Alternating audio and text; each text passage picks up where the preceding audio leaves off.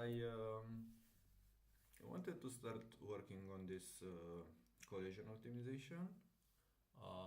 Basically, I asked Claude last night to do me like a performance analysis. I use like Claude for this kind of managerial tasks, and the first thing that it proposed to me from this analysis is basically that most of the time is spent in the collision, but it's not particularly spent in doing the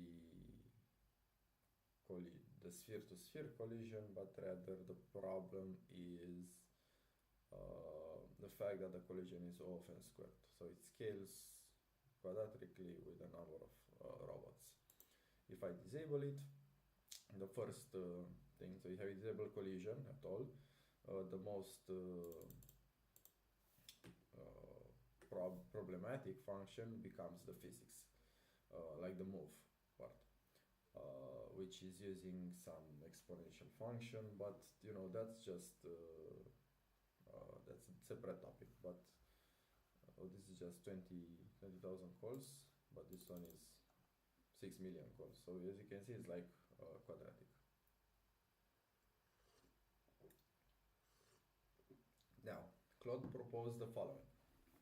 Apparently, you can use the following trick. Basically, instead of doing like often squared, you could do you could do this thing called like a spatial grid, and the idea is the following. Let's assume that this is the scene. We'll do a 2D scene first, and you have an object here, you have an object here, you have an object here, you have an object here, and one here. And right now I have 5 objects, so that means today I'm doing 25 checks. But the proposal is the same, the following. Assume that you divide this in squares, and you divide it in like equally sized squares. So let's say I do a 4x4. I do it like this. I can do it with another color, like red. Right. If you do the following,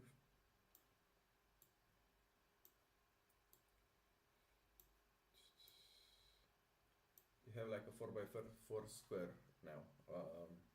Yeah, and every grid has like a coordinate. So this is 0, 0, this is 0, 1, right? This is 2, 0, and so on. And then inside of each square, you have a list of objects. So how many objects lie on that square? So for example, this particular square has 3 objects, right? It has this one, has this one, has this one, and has this one. So maybe I can like make them with green, right? So flat fill. So you got this object, and this object. Oh, okay. Right, and then you have this other square.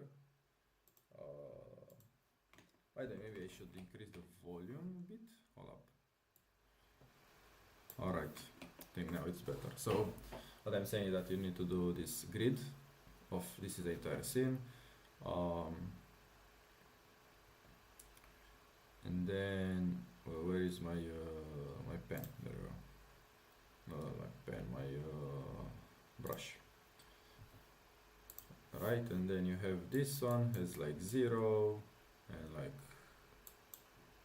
this one has 1, this one has 1, this one has 1, and so on. Because this object spans across like 3 grids, this one is safe, and the way you would do this apparently, or maybe actually this one, so I'm assuming that the objects are circles, but apparently the trick here is the following. Instead of using the circle, it's a bit easier to do the bounding box.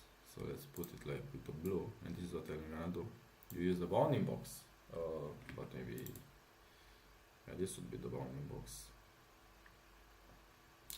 And because it's easier to check if a bounding box is in a place or not, is in a grid or not, because you just look at the extremes, right? You have the top left, bottom right side. So that means that this particular object, even though it doesn't appear to, and in reality it doesn't, it's easier to implement it um, as if this grid also contains it. So this grid also contains it, right? And this is basically what you do. So you will have a dictionary, basically a dict, that the key will be x, y. I mean, like, it will be x, y, or maybe grid x, grid y. Let's grid x, grid y. This is a G, and it will map a list of objects. This is what I want to do, and I'll start with this 2D case. So basically I will add a bunch of circles and squares also, so nobody stops me to also adding like squares, because I have bounding boxes as well. And then I need to define like what is the grid size. So this is like one parameter I need to save. So what is the grid size, also on y. I also need to define this, so this is going to be input, and then I want to kind of create this, but in OpenGL in raylib basically. Alright, so this is what I want to do. Though I'm developing this stuff right now, is that I have this, and maybe I was thinking of calling it explicitly like playground, or maybe debugging, I don't know exactly, but playground, let's call it playground, I think it's easier. And I have the following, right now I have collision to D, but let's move it to playground, and then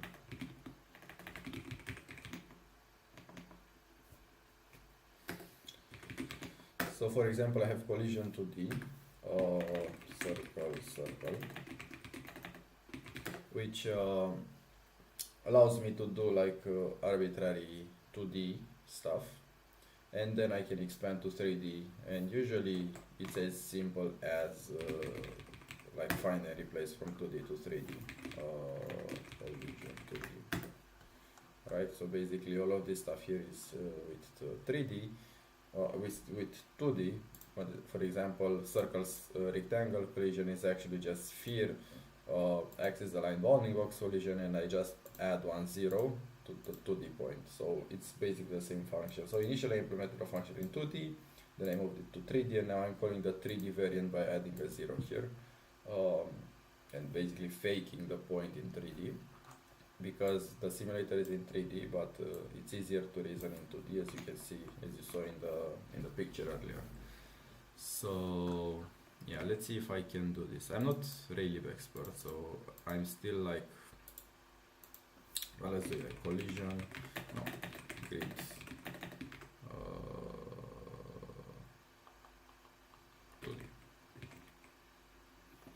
collision grid, occupancy grid. Alright, let's call it grid occupancy. I like grid.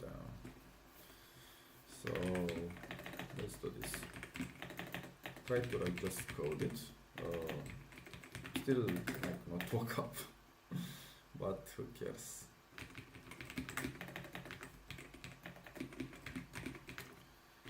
2d.py, small 2d grid divided to the scene divided into the grids in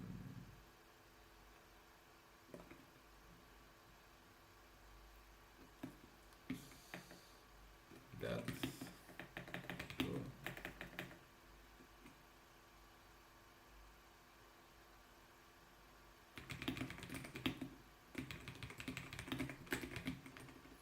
Alright.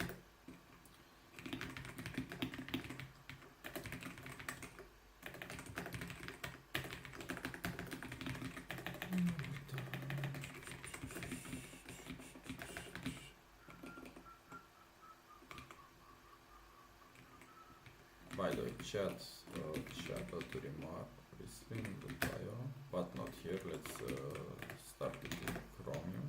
I don't have Chromium anymore.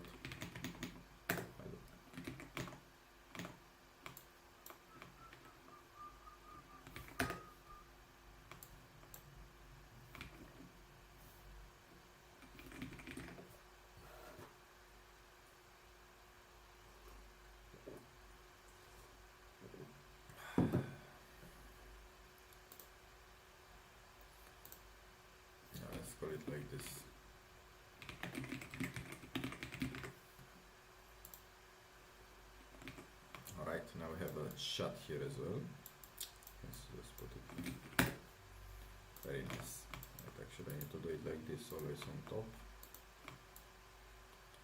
So if anyone wants to talk, they can. I know this is over the webcam, and it's fine.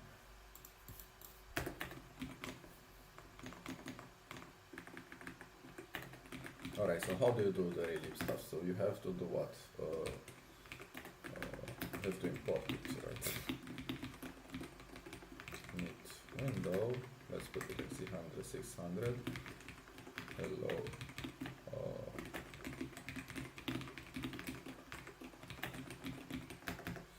Alright, and then you have while not, window should close. What do you have? Clear background. Should I make it white? White. This white. This ray white. Yeah, maybe I put ray white. Alright, and then what do you have here?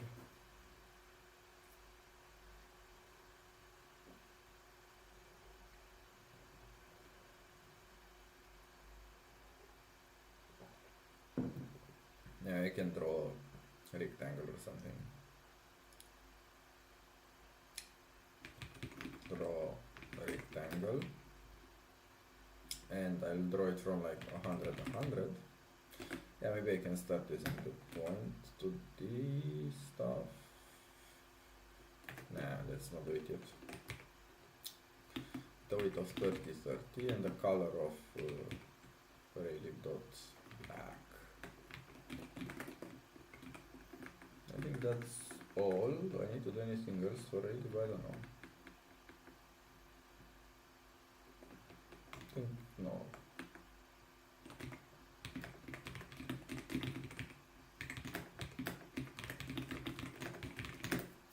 Raylib. This is an interesting one. I mean, I'm on the correct.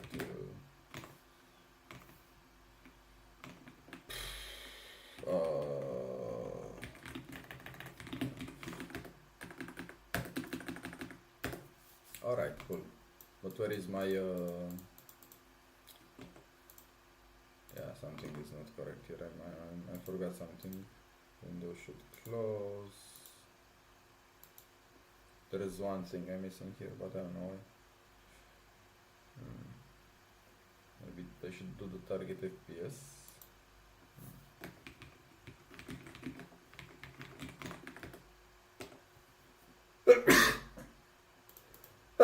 Oh, begin drawing and drawing, yeah. Alright, no, it's not target FPS. So.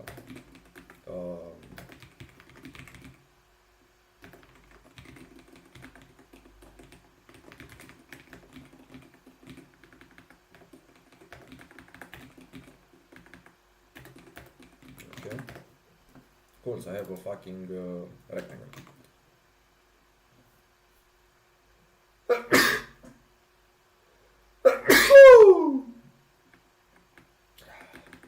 So now I need to define the cell size, right? So cell size.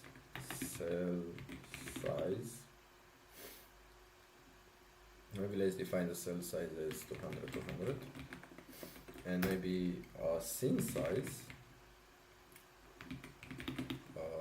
600, 600, right? Because that's maybe smaller than 600. Let me think about it.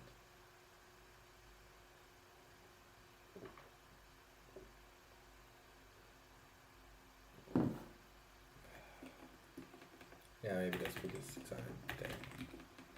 Alright, so now I need to draw the scene basically. Just like another rectangle. Let's do like the scene sets. No, 0, 0, sorry, 0, 0. Scene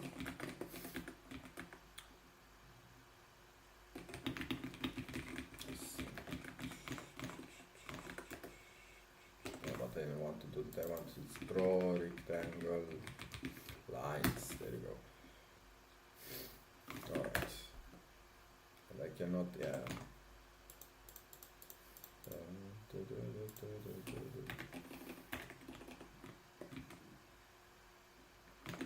Like that, yeah, and you can see it's small.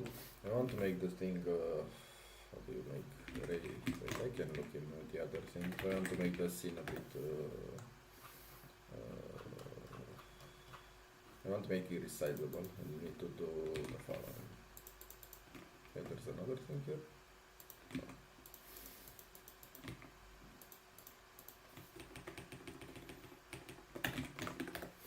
Alright, and now I can also make it like this. Linux. I don't think it works. It doesn't work. Wonder why. Actually it doesn't work. Okay, that's fine. But maybe because I need to do it like this. Think. Yeah, okay. Okay, so that's good. Yeah, maybe I should make this thing smaller.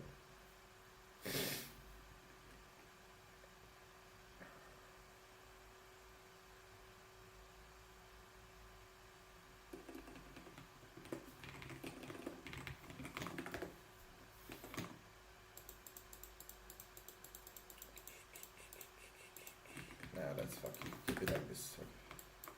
Okay, so now I want to divide the thing in cells. So let's do that.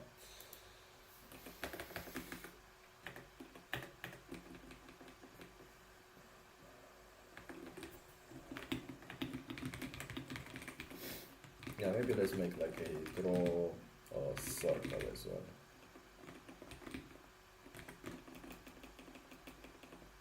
What's the parameters of this? Center X, so let's put it in 400, the radius of 60, the color of black. So we have two objects. Great.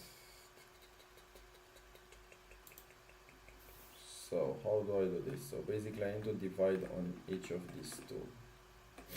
As far as I remember, so first I think I should put a cell, so scene size, not cell size, so scene size is not cell size.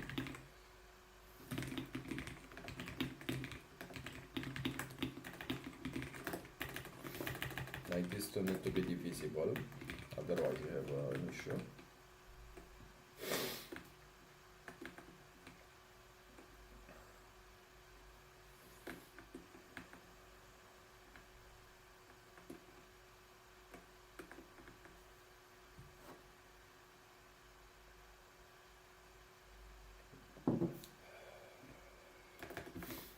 It will be like this. So for CX, I think, so it will be cell X, or maybe call it grid X in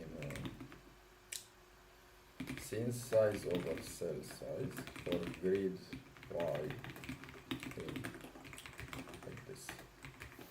But I have this entire attitude that you should, yeah, it's the other way around. So it's height width.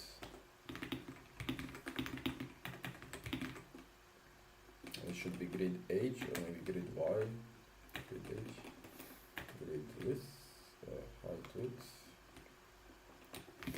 Scene size of 1 over cell size of 1.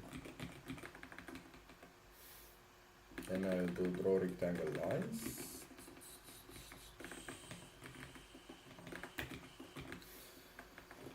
This is the offset.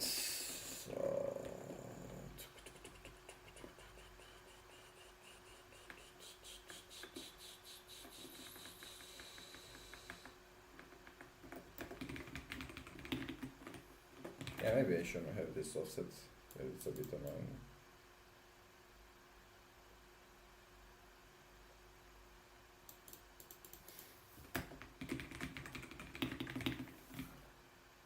Because you kind of have to carry it.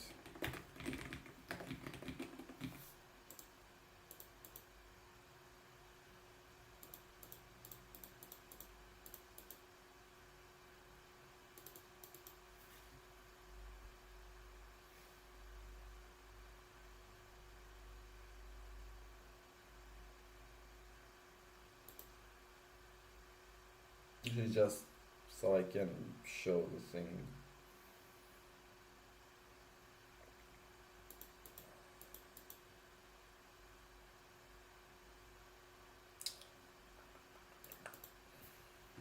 Oof.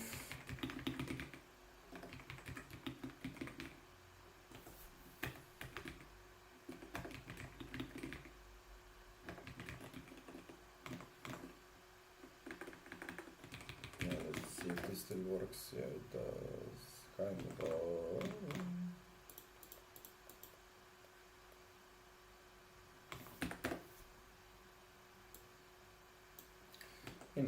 Doesn't quite work because I don't see this side. See this side much better. So what's going on here?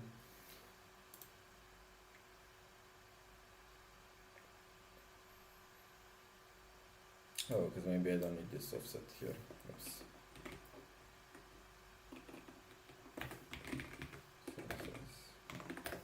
Yeah, I don't need that offset on that side. I need offset only on the left part of. So let's see. I basically have to do here what?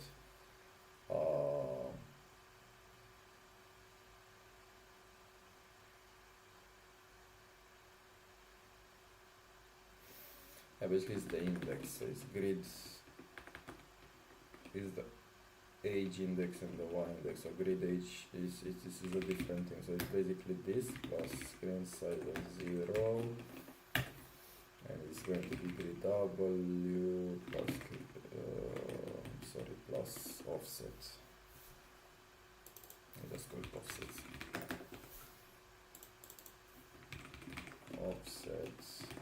Offset of 1, but grid age and grid double is not this, because this is basically this is grid I, grid J, and grid age is grid I times cell side, I think.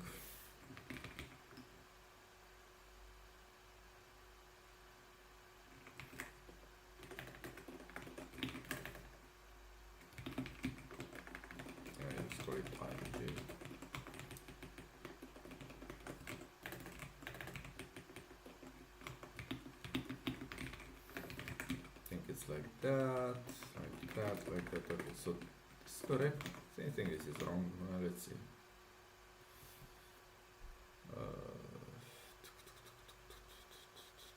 And this one is the grid size. It's cell size. Yeah, not like that apparently. This doesn't work. Okay.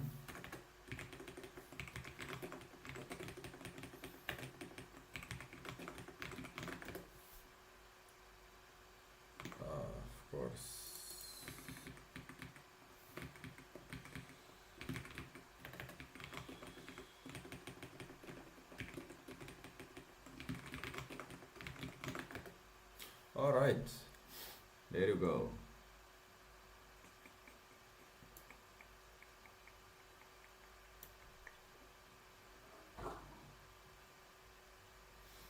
Cool, well that worked. And now I can like change this. Let's say I put it 2020. Have more grids. Of course, now the trick apparently is to figure out how many of these grids are I mean, how many do you want in your scene? And you have to do some sort of heuristics, but at least it works. Alright, now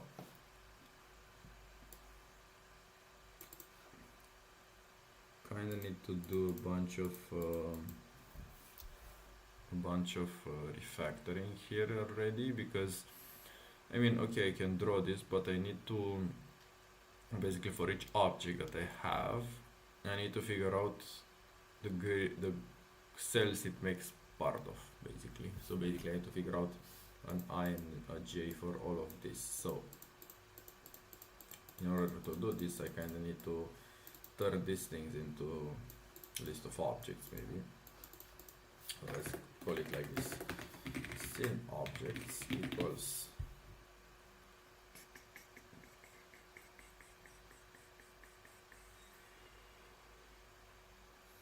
maybe I can just make a very stupid thing look like this. So it will be rectangle, so it will be like a small, and just do it like this.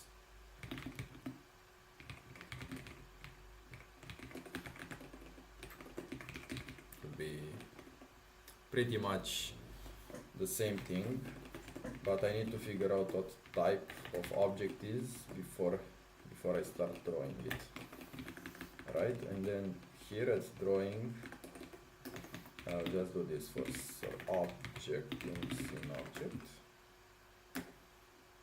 I will have to do match object of 0.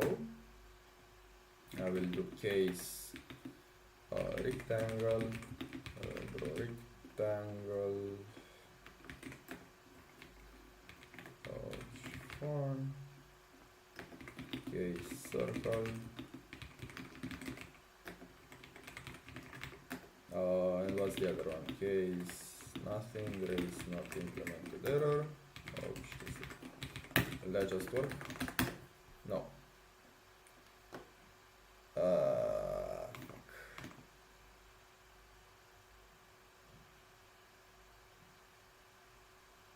Interesting.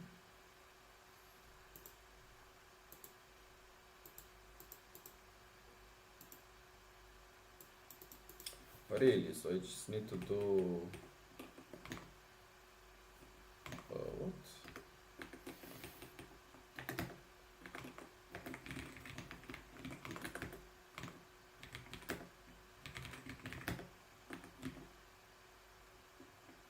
Oh, oops. Yeah, I'm still asleep. Alright. Cool, so that works, and now we have this list of objects, and I kind of just, I'm drawing all the objects, but now I can add objects here, and I draw them here, and I draw the grid here. So, why did I do it like this? I did it like this because of the following reason. I want to make this data structure, basically, and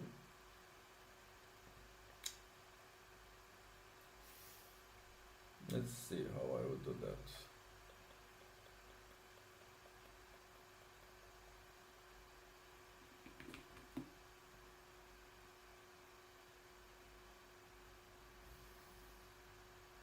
Basically what I want to do, I want a function that gets the scene object, so let's just let's call it f, I really don't know how to call it right now.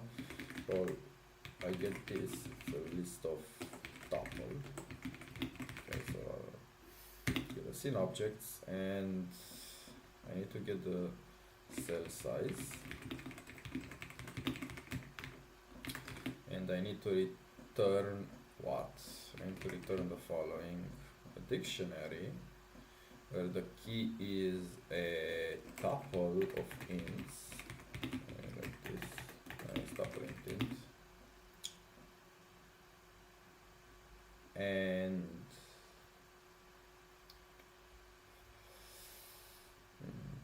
what's on the other side? On the other side is like a list of scene object. Let's call the scene object.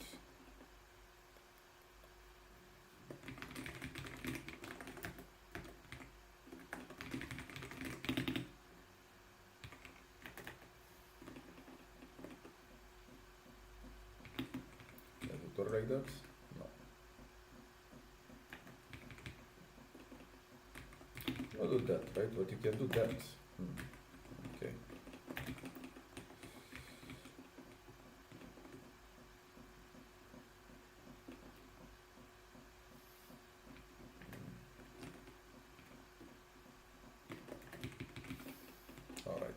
Yes, you have to do it like that.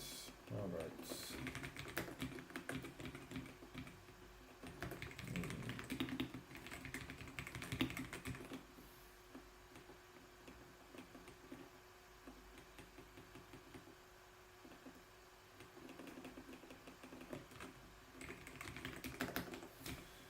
Alright, so I get this and the cell size and I return this. So now that's the first thing you need to do. So basically it's going to be a dictionary, right?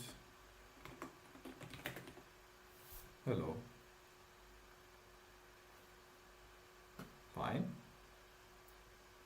Working on this collision thing. Can show you if you care.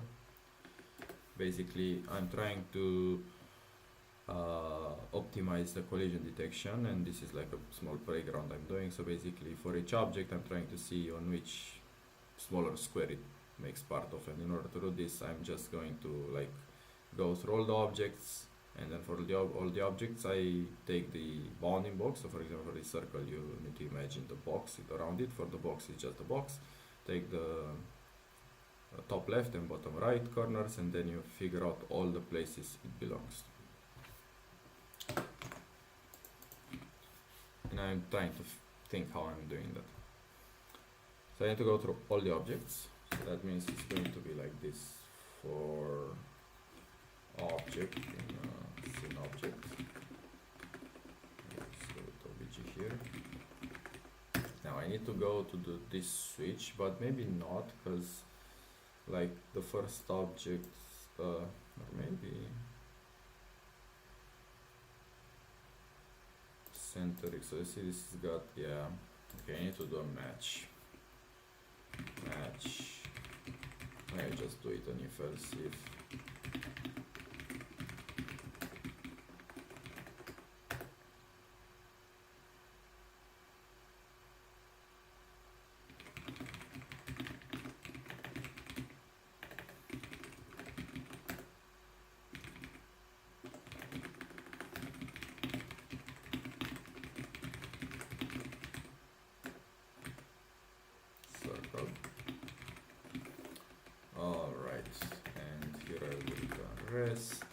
Now, basically what I need to do is I need to figure out the top left and bottom right. So for this bad boy, I have top left and bottom right out of the box, right? Because these are like so this is top left, and this is width and height, means basically how much on the left, how much on the height, yeah.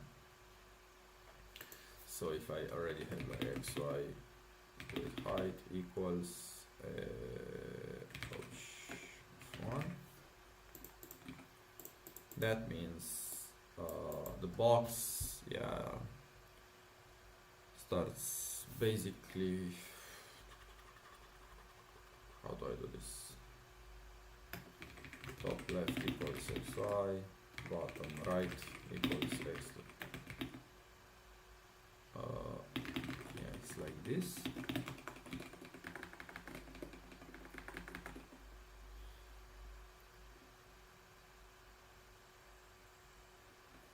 For the circle, I need to basically, I have the radius, I have the center and the radius. So basically I need to do center x, center y, radius equals obj 1, 4. Yeah, I think this is 1, 5, because there's also the color over there.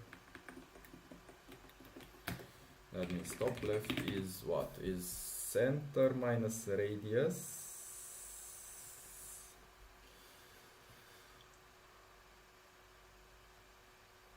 Center minus radius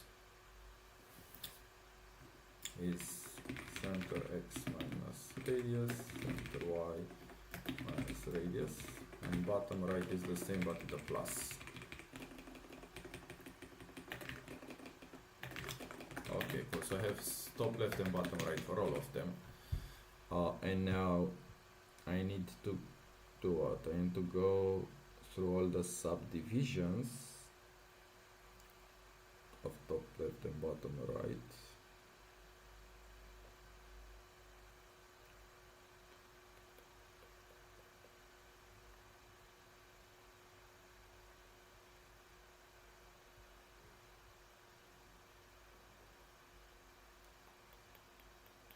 And to think a bit, how do I do this? So basically the situation I mean is that I have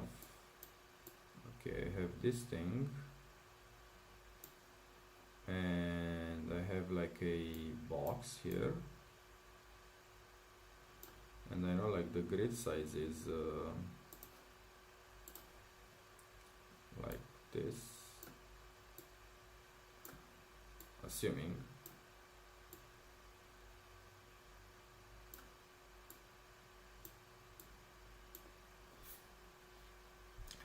and basically I have this point, yeah, here's the brush. I have this point and this point, so I need to start here. I know the grid size, so basically I know this first bad boy. Yeah, I'm fine, hi.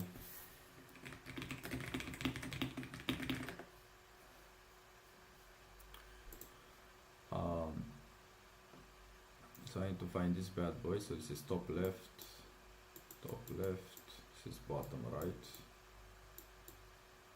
I'm Romanian.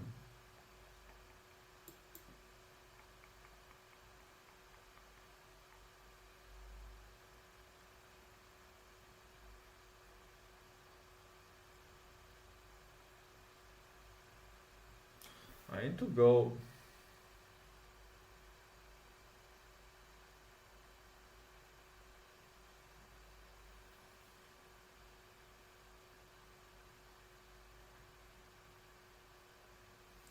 I need to go from bottom right minus top left with a step of grid size.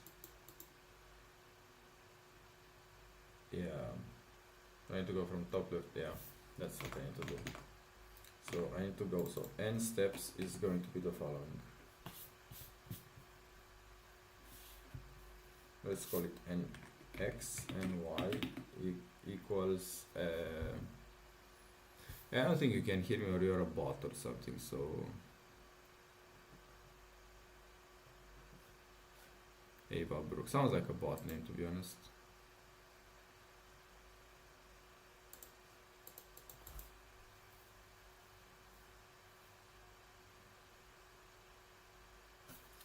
It will be like this: bottom right of 0 minus, definitely a bot.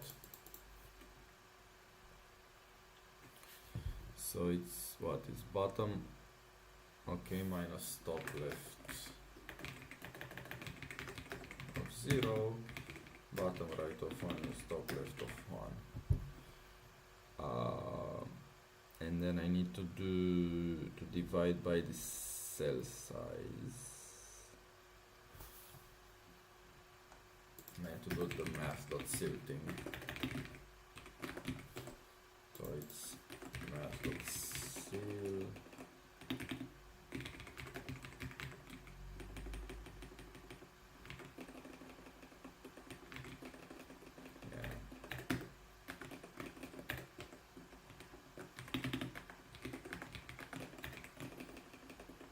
This.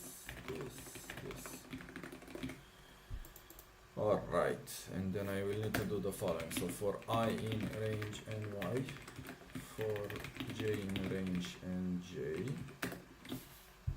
oh, this is like all the grids that it belongs to, basically, but offset to 0, because this is why I do the difference. And then what I need to do is the following. I need to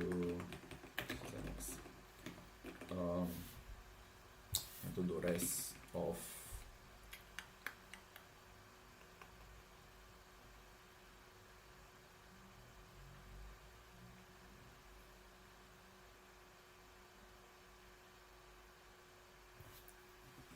top left of 0. So now I need to compute the key. So the key is the following: top left of 0 plus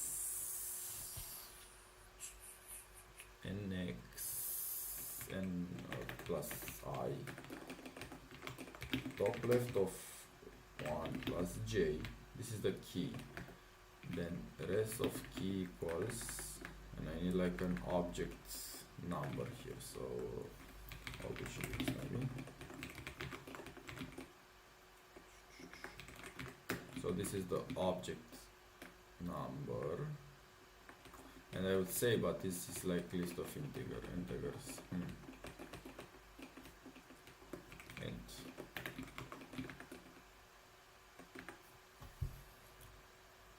Is this correct? Maybe I can put the index in the scene object itself. Put that inside of this. That means it's int.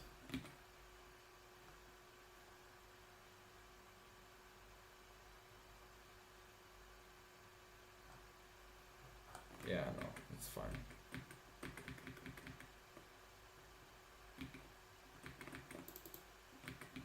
This is int. Alright, so I think this is it. So this is like maybe make grid. I don't know, make grid. So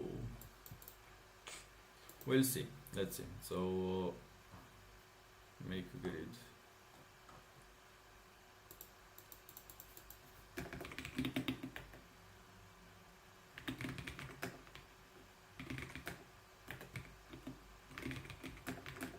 Yeah, let's see if that works. So in objects.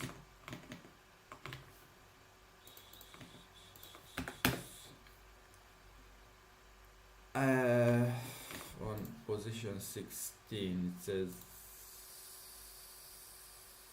what the fuck I try to do here? Oh, enumerate. Grid. Alright. I mean, cool. That true though.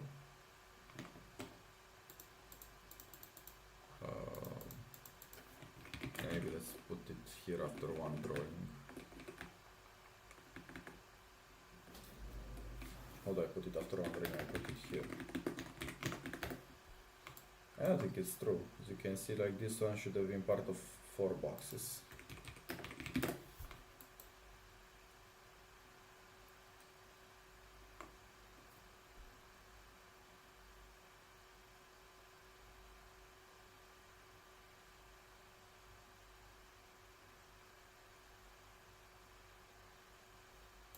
So the grid size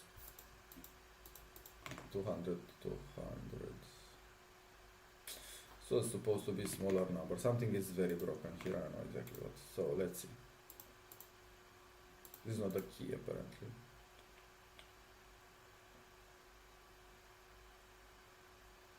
Yeah, because I think it needs to be IJ only.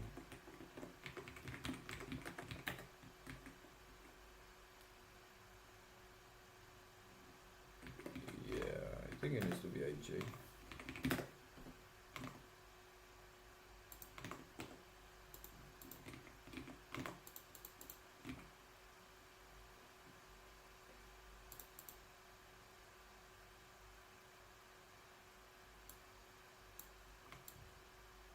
Is my voice quiet?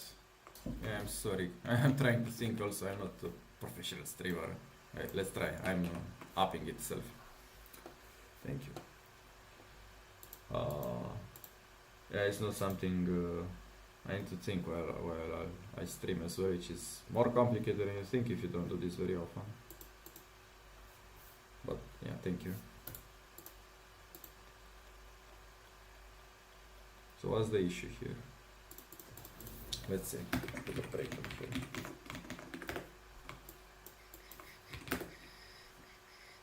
So we have a 10x and y. It's a very basic one. It's not a quad. It's like a 6 degrees of freedom. It's basically like a game object right now. It's not real physics yet. I'll be going towards a quadcopter, but that's somewhere in the future. Right now it's very basic.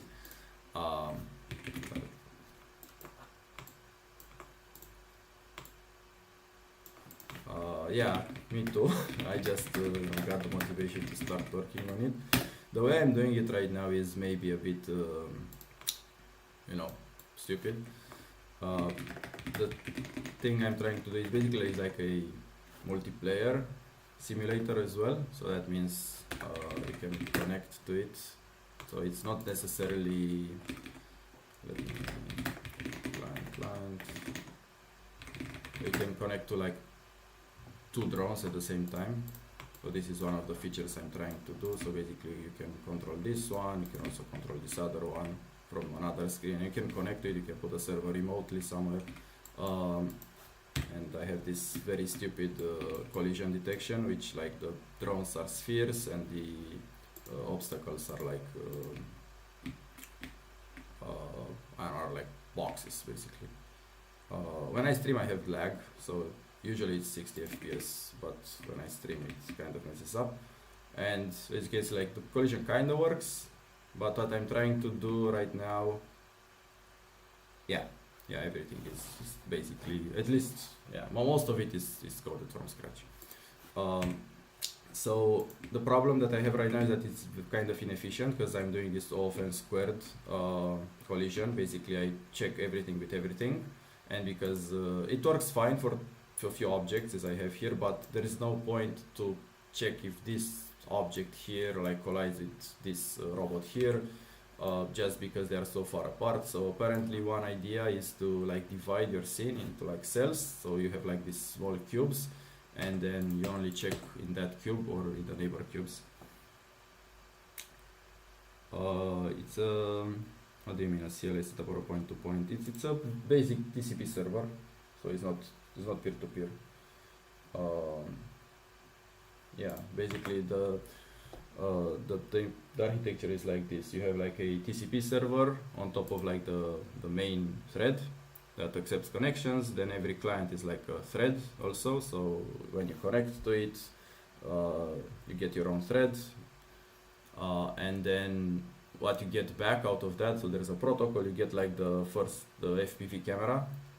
So the FPV camera is rendered from the server side, and you just get the image back on the client. Because that's the first thing I did. Yeah, you are correct. Technically, apparently, if you do like performance games, you do UDP, and then you make your own, what is it, like ordering protocol on top of it. But, you know, I don't want to implement TCP over UDP or like a TCP-like thing over UDP. It's easier to do it like this, optimize as much as possible, and then like swap the protocol at the end. If that's so, I'm trying to like have a like what's easy to do and reasonable.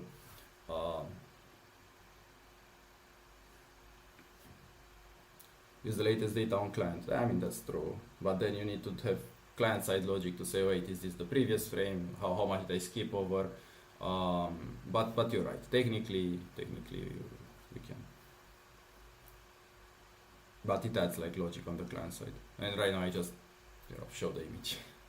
But you're correct. At some point this will be a UDP server. Yeah. So what I did. So the way I'm developing this, and this is not my idea, is that I'm trying to do like the collision in 2D basically. So for example, I have this little playground where I do the collision in 2 dimensions.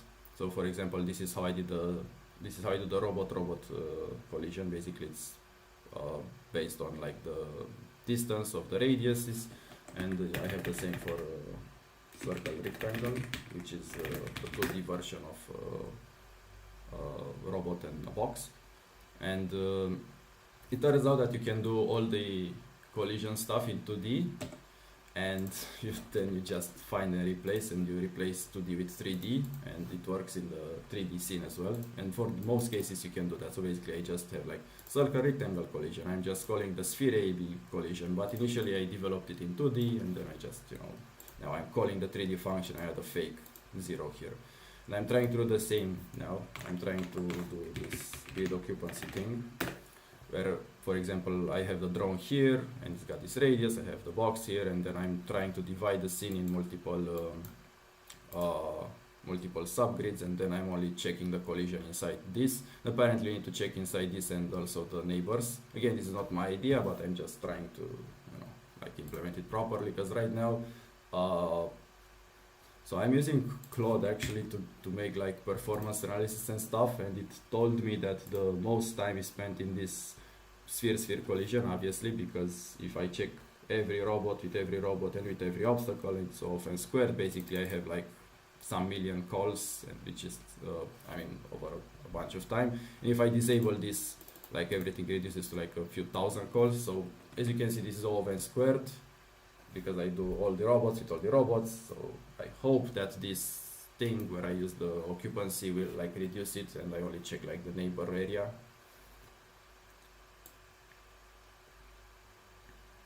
I know, but the problem is right now most of the render ticks are, I mean, most of the stuff inside the render loop is checking collisions.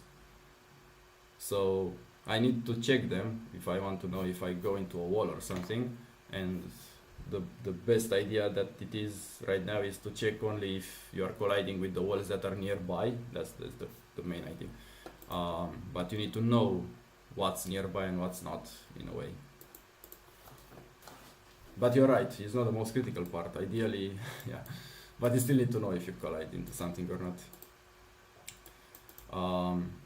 I will keep things, I think, only as bounding boxes. I think, you know, like good games and things like that use more advanced collision, so it's not just the bounding box. Probably you need to do like what is it called, like a convex hull, which is like this surface around your object, and then you check with that if you want like more fine grained stuff. But I'll just keep it as box because, as you say, like I'd rather, you know, make it fast and make sure you don't collide into stuff roughly. But if you are like barely almost touching the wall, you probably want to count that as a collision as well, because you don't want your drone to like fall.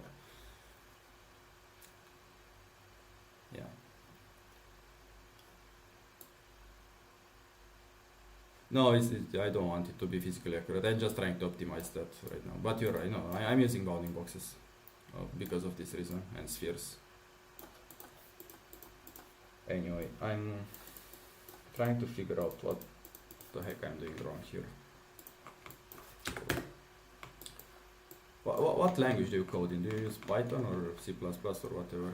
Because I think everybody is doing like this, like simulation stuff, either in C or in C++, for reasons of performance, most likely. I'm mostly doing machine learning usually, and I'm very used to Python, and it can go pretty far with Python as well, even though everybody's complaining it's not efficient. I like that you can like debug much easier.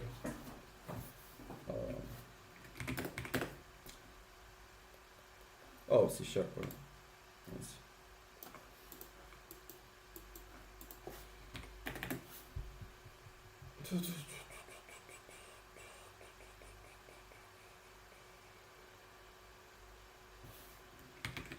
Okay, I need to think a bit.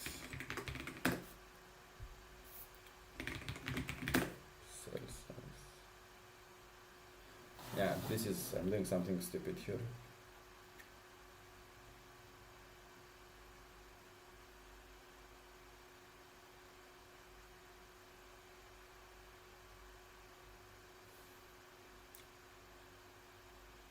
What am I doing stupid here? Actually, I don't think I'm doing anything stupid. Yeah, because you have I, you have J. So that means it's the first box. So 0, 0 means this is the first box, and the first object is in the first box. Okay, so let's go to the next object. I think this one is broken. So this one should be in the 1, 1 box, so it's the middle one. Basically here in the middle one, so the top left, bottom right. So I think the problem is that it doesn't, something is wrong here. Let's see, bottom right.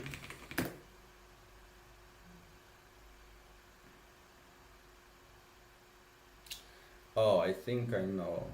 Yeah, I'm using IJ again, but I need to do, what do I need to do here? I need to do top left.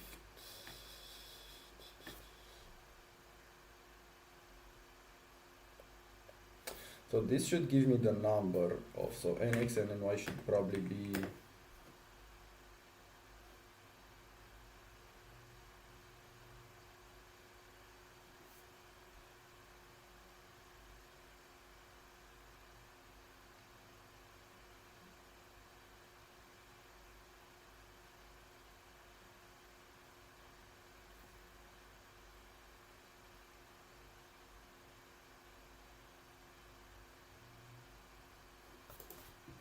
it needs to be something like top left of 0 mod cell size of 0 and bottom right of 0 Yeah, this is 2. And you need to figure out the index of the top left box and the index of the bottom right box, and then you need to go through them. So that means, how do I write that? This is a bit shitty. So basically it will be like this: first box index. I don't even know how to call these variables. Top left. The cell size of 0 to this math.ceil thing.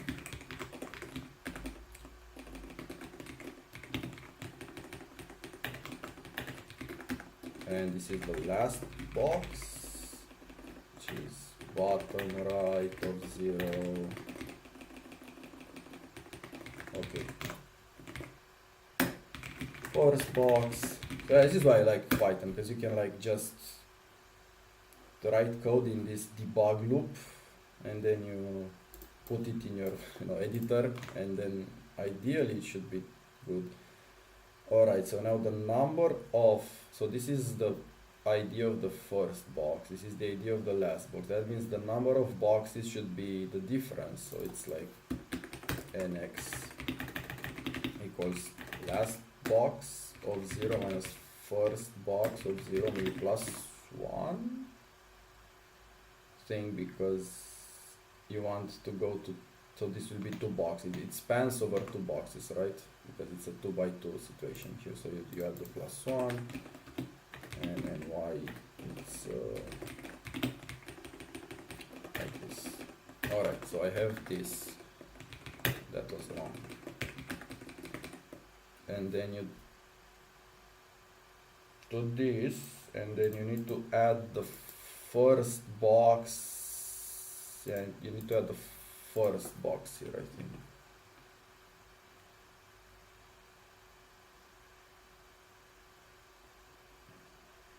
First box of 0, of 1, actually of 0. Let's do it like this for now. And y.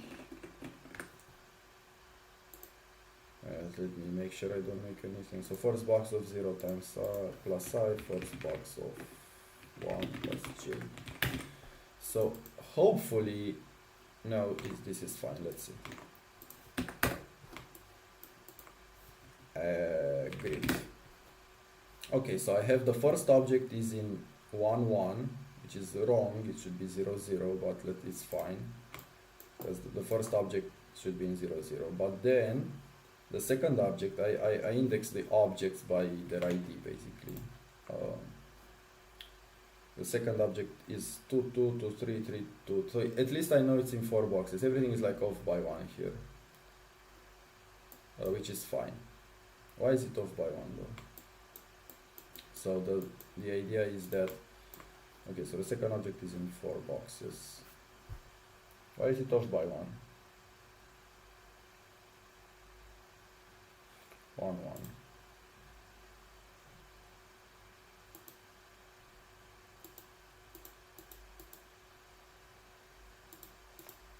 I think it's because of this, because I do math.ceil.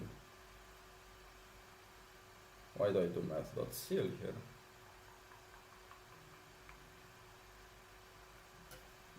Maybe I shouldn't do math.ceil. Maybe I should just divide it.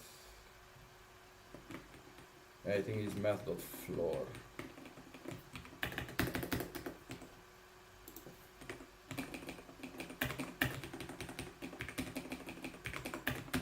Yeah, I think this is how we do it.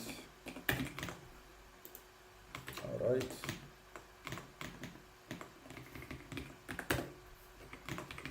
So grid. Okay, so I have 0 0, which is the first object, and I have 1 1 1 2 2 1 2 2, which is this one. Is this correct? Let's add one more object to see.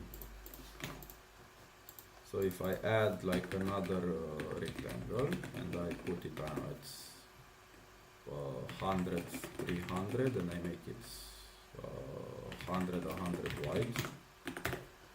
Okay, well that's only in one box, but it's fine. So it should be in 1 0, right? And it's in 0 1. Oh, it's in 0 1 because wait, it's also in 0 2. Hold up. That seems like a bug. Why is it in 0 2 as well? That means it says that it's in this other box, so the next one as well.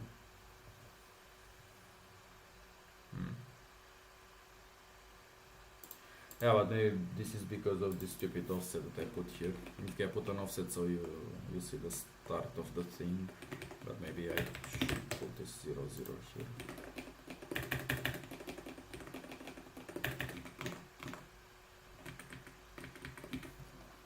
Oh, this offset, let's get rid of it. And now I think I think you can argue that it's in the next box as well, or maybe not. Maybe if I make it like slightly smaller, will that still hold? Let's make it 90.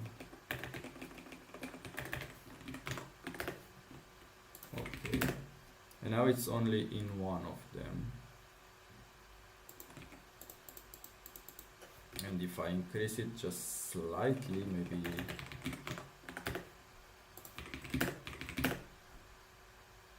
it's still just in one of them. Okay, what if I put 100 here? I think it's something around about the boundaries. It's in the second one because I think it says it starts from there. All right. I think it's fine. I think it's reasonable to say that this object is also in this box because it's so much on the edge. I think it's because of the boundaries. If I put 99 here, I don't think it's not on the second one. Okay, so yeah, it's basically the edge case. All right, cool. So I have this. Now I have the grid.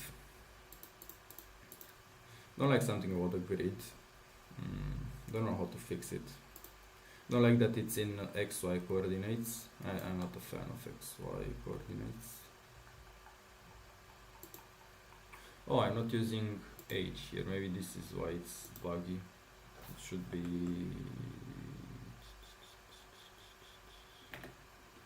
like this. And is that still buggy? Maybe that was the issue. Oh, it's not, look. I was using the wrong one. Okay, so on the edge case it's also not a problem. Okay, so there was an actual bug happening over there.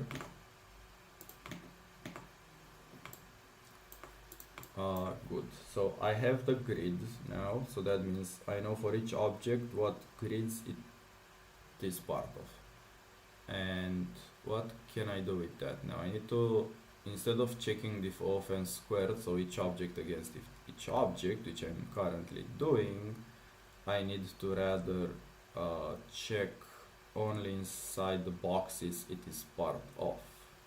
So let's see how I do that. Yeah, I think I need to start adding stuff from the collision part. So basically, dot collision port. What functions do I have there? Sphere, ABB collision, and sphere collision. Yeah. Let's use those. Also, let's start using this one. I think requires points.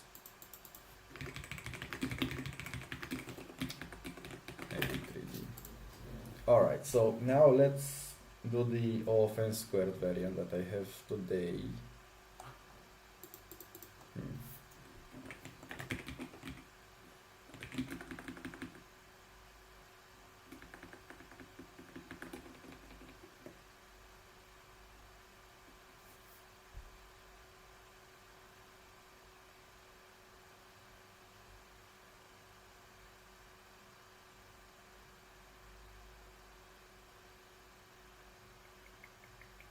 So what I want to do now is to go through all the objects, check their collision type, and draw them accordingly.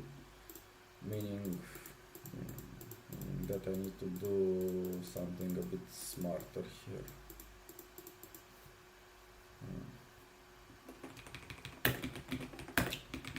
So let's go obj2 scene object. So this is how I do it today. Basically I go through all the objects. This is the O of n squared variant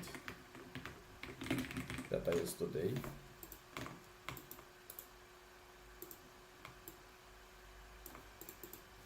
And basically is colliding equals false, and maybe I will break now, and yeah, I can get rid of this thing, I think,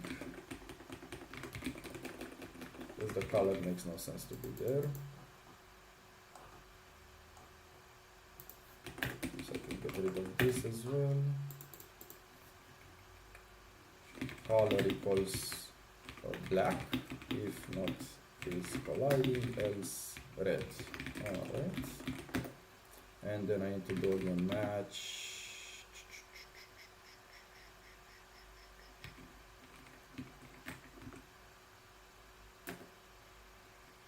Case rectangle. I need to copy paste whatever I had earlier. I shouldn't have removed it. Draw rectangle.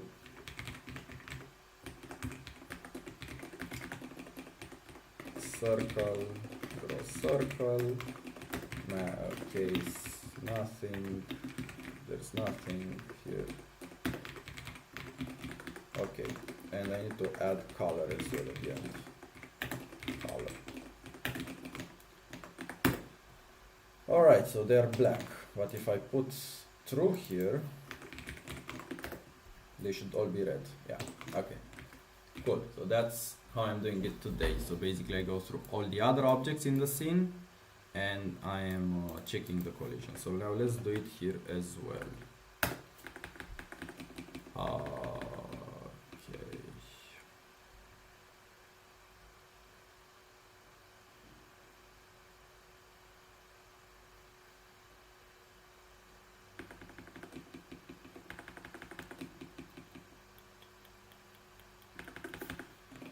Maybe I should be a bit smarter about this and do it into loops,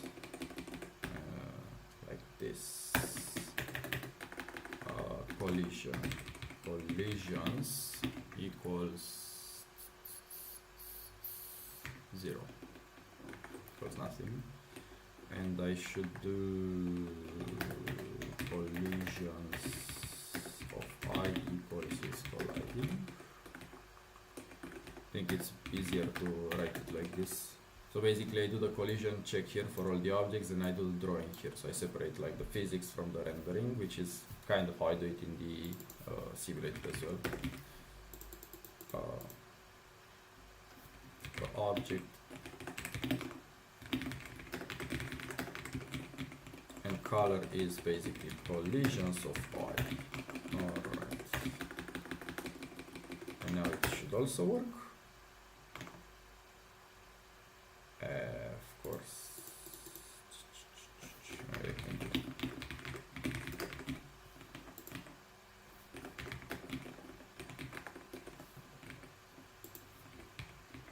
can do this only once here. Okay, and if I put a true here,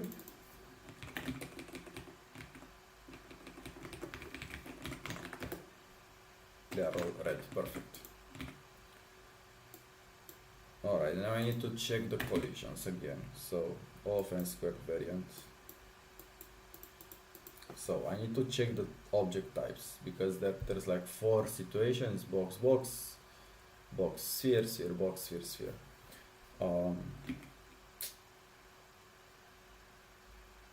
Yeah, I should just do a bunch of if else here, but I think I can copy paste some code from here. So I have sphere, sphere collision. And I have sphere A, BB box collision. Yeah, okay. And both of them should return like true or false, right? Okay, cool. So what I need to do here is the following. So if the first object is a rectangle and the second object is a rectangle, I don't have that case implemented. Wait. Okay, so it's a circle. So this is the first one, circle. Pass. I have like just 3 cases. And the first one I can just erase not implemented error.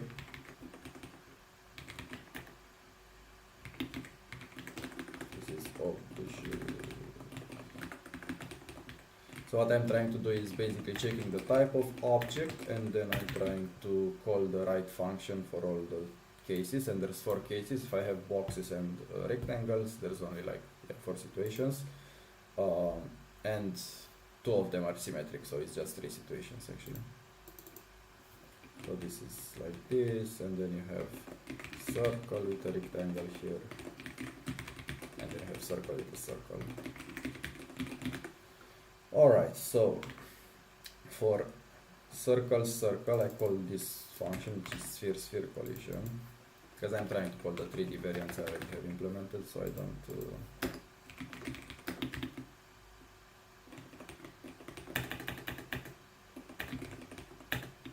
Okay, so let's see what I need to call it with. Is colliding, so basically circle, okay. So it's the first center, the first radius, the second center, the second radius. So the first center should be the first 2 items basically.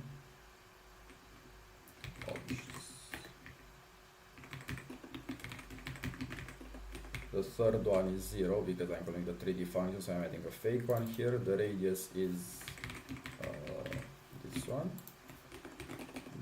And this is the second object. It's very symmetric actually. 0, and I need to also do 0 is here. Yeah, it's actually very symmetric. Okay, so is colliding is that. Looks kind of ugly, but it is what it is.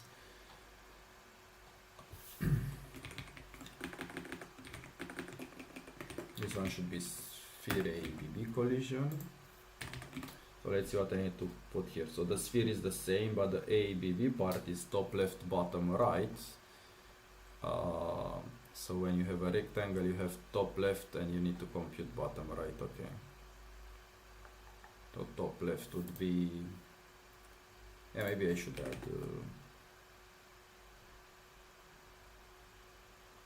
post one, this one.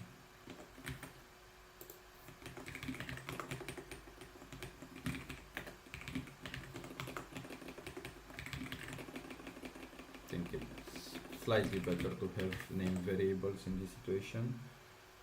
And you need you need center radius, top left, bottom right. So here is called post 1 instead of center 1, but I guess it's fine. Center radius, and then you have top left equals top left, bottom right equals bottom right. Now I need to compute top left and bottom right. So top left equals something, bottom right equals something. What is that? So top left should be object 1, 0.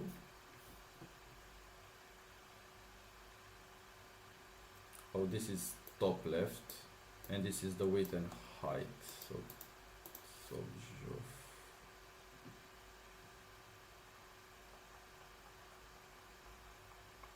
also I messed up something here. Yeah, I messed up a bunch of things. So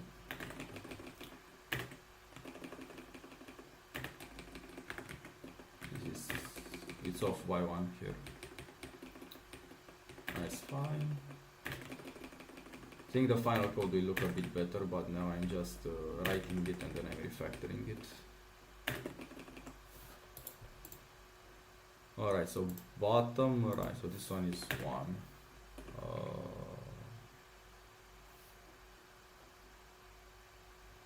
And it should be a point 2D by the way. Or maybe point 3D.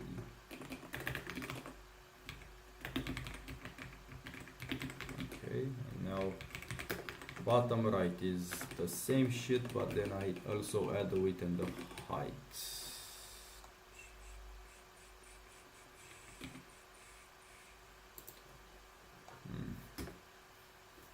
Maybe I should do it like this. X, Y, width, height equals of 1, 1. And then I can say X, Y, 0. X plus width, Y plus height, 0. Alright, great.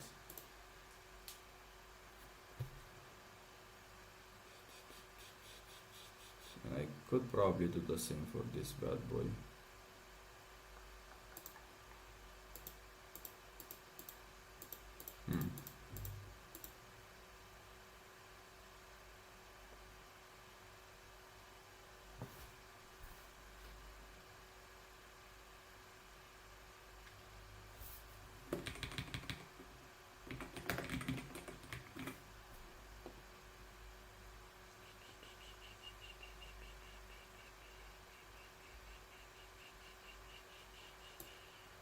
Now I think I can move this shit here.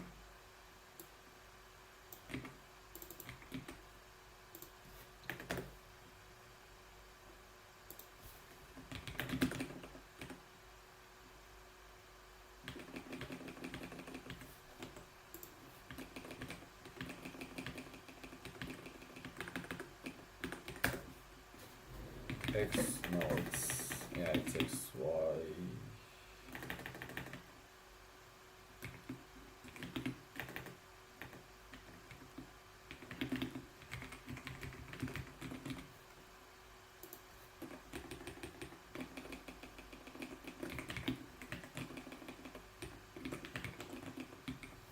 I think it looks slightly better now, and then I can repeat this shit here. Okay,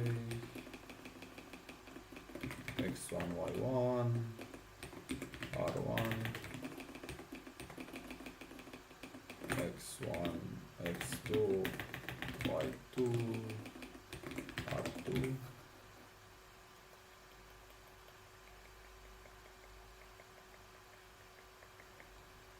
Cool, and this one here I said it's symmetric, so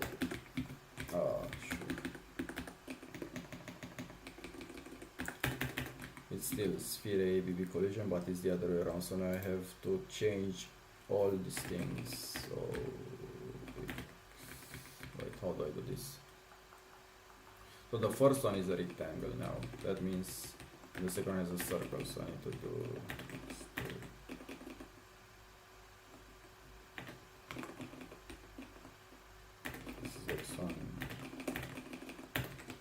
okay, and then I call the same function, but it's just the things are reversed.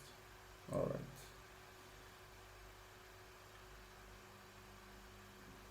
Yeah, it's not just that, I need to change it here as well.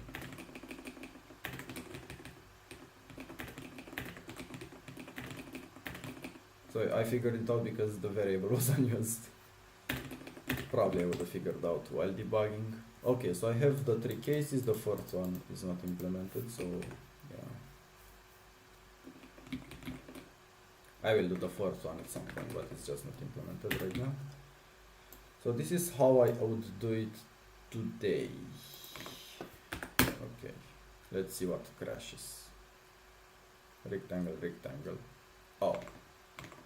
Okay, let's maybe just say is colliding is false. I will do that if I have time today. It should be like easier than these cases, but I just didn't have time to do it.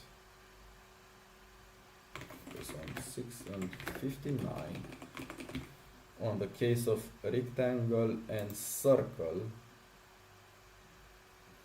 Oh my god. Oh, so a bunch of shit is buggy here. Okay.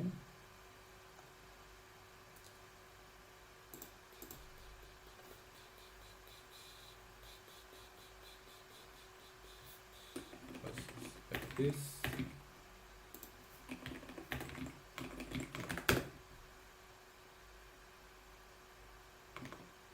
So it's still buggy on 59.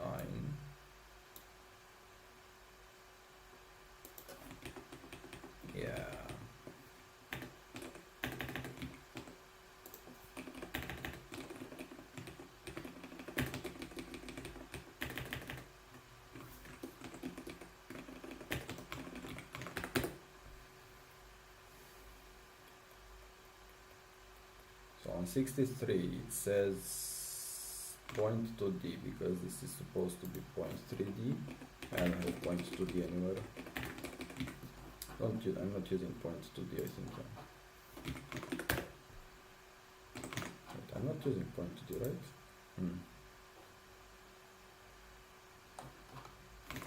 Okay, so now let's make two objects like be one over each other. So let's maybe add a circle next to this rectangle. So I have a new circle here with the, so this is top left, this is bottom right. So that means if I put 150 and 350 with a radius of just 30, these two objects should collide.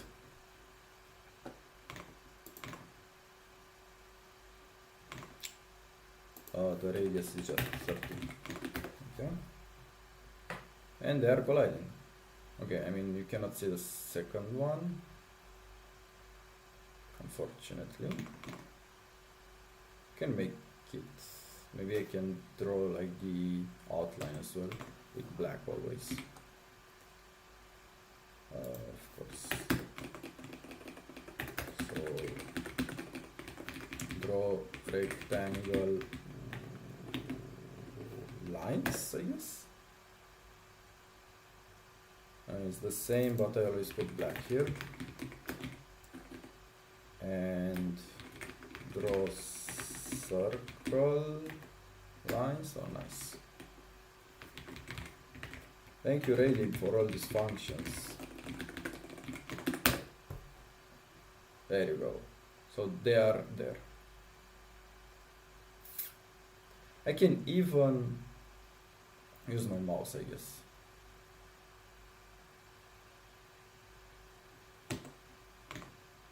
Should I do that? I guess I should do that. So we have this in objects. Let's use my mouse actually. Why don't I do that? So I have the mouse position. So this is the collision detection crap.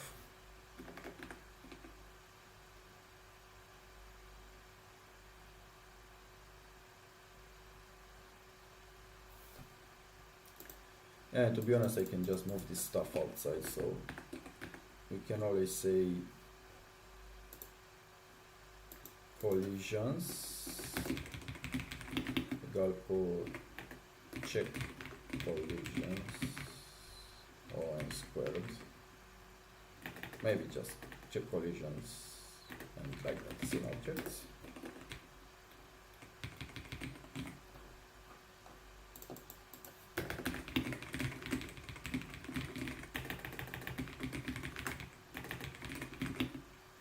List tuple string, and it should be like a list of bulls.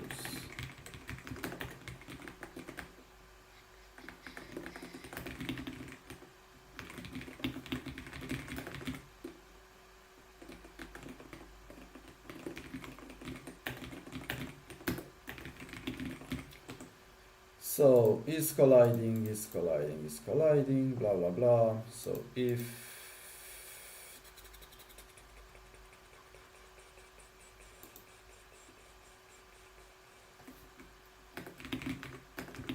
break. So I have check collisions like a function. Yeah, don't need to have this here. And if I add back this object, why is that one red? What happened with this one?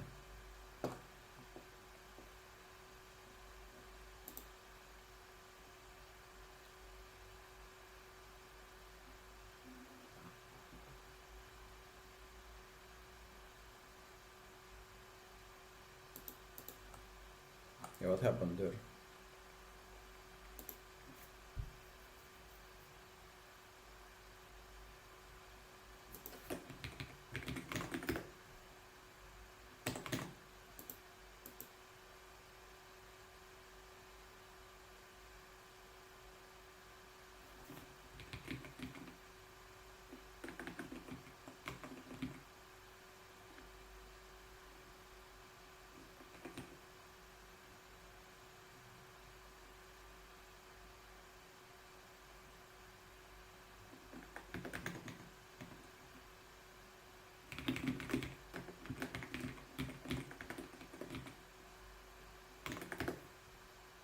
What the fuck is going on here?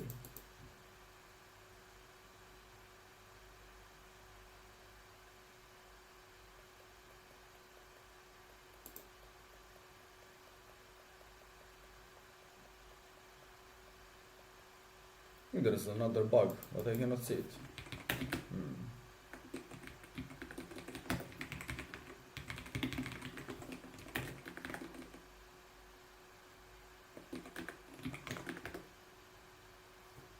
Circle with circle. Oh, it's checking with itself. Holy shit. What? Yeah.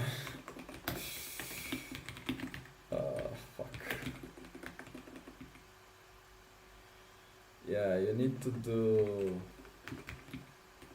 from I plus 1, I think.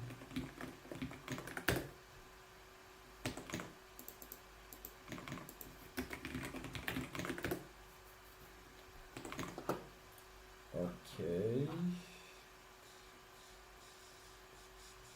And if I add this circle back, there you go. But now the other one is colliding. Fuck.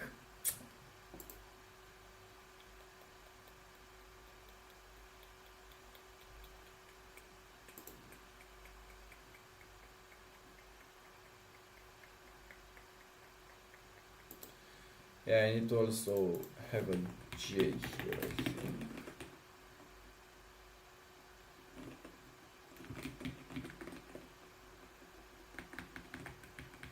Okay, maybe the simplest thing to do here is I have a J here.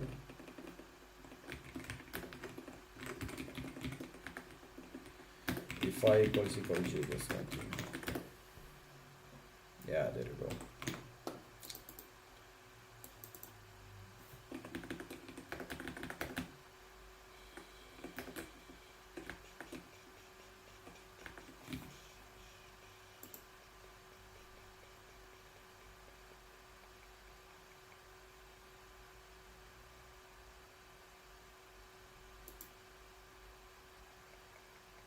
Yeah, I think this is the easiest way to do it. This fitting one, it is. It's not actually it. Excellent.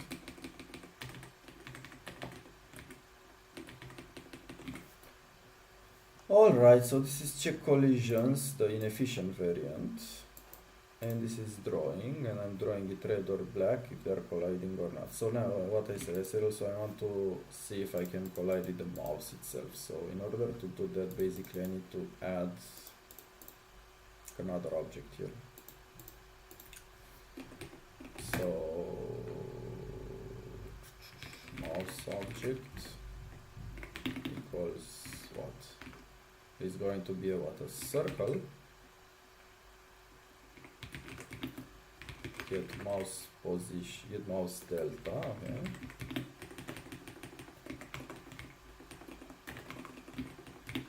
And with the radius of what, of 2020, and I can do it like this.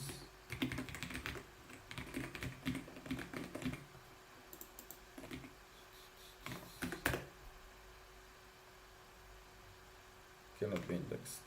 It cannot be indexed.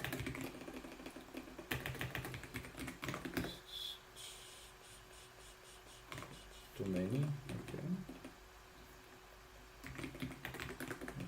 This one needs to be like this. Where is my mouse? Oh, because I need to do.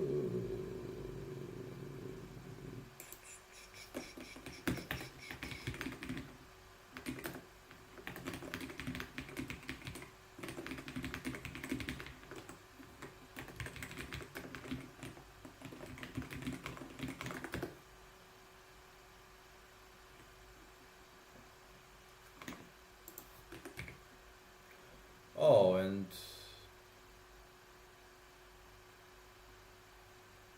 it's the last object, right? So that means it's collisions.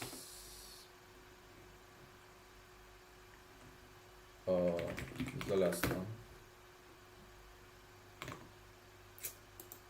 Fuck, it should be the same basically.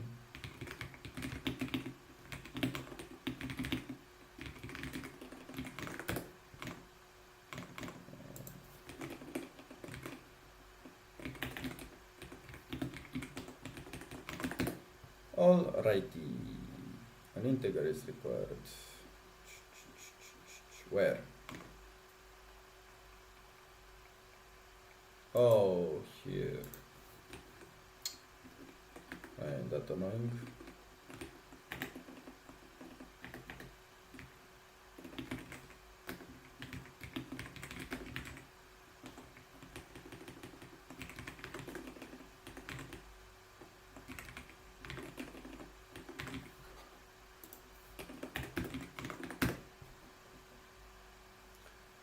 Alright, still broken.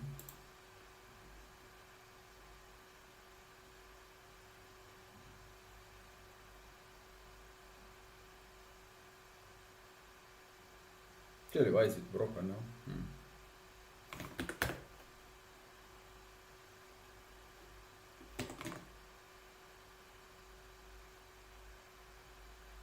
Get mouse delta, maybe it's get mouse something else. Mouse position.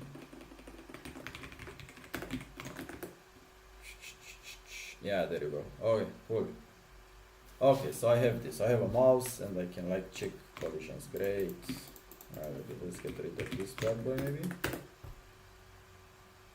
There you go. So nice. Actually, if that stuff was still in there, yeah, I would still collide with them. Great. Okay, so I have the often squared collision. Holy shit, it took a while, but yeah. Alright. Maybe I can, yeah, I kind of need to do the same now, but using the grid. So how I would do that? So I have the grid here. I mean this bad boy here, cell size. So I need to make like another function, check collisions 2. Let's just pop it. I need to call the make grid thing here. Now I need to use the grid to check for collisions instead. But maybe let me make a small break to get some coffee. Oh my god, my laptop is like an airplane.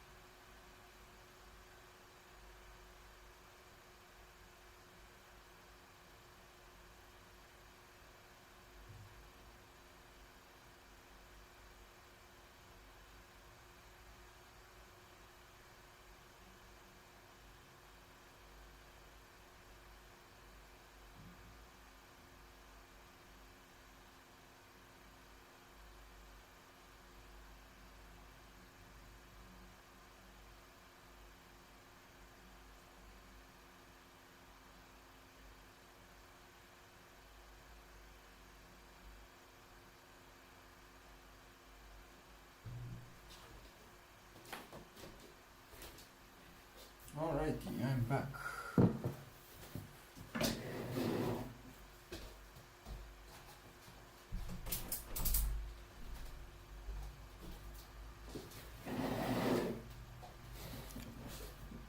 So the second part that I need to do right now is basically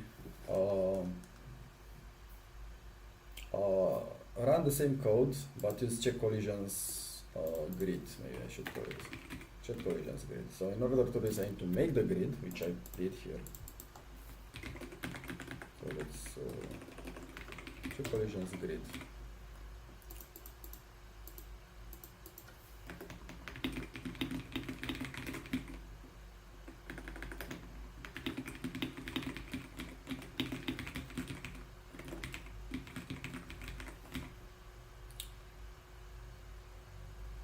Check collisions grid probably needs to also have the grid, I guess, the grid size,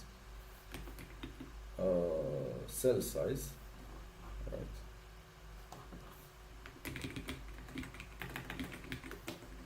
So the cell size is a tuple.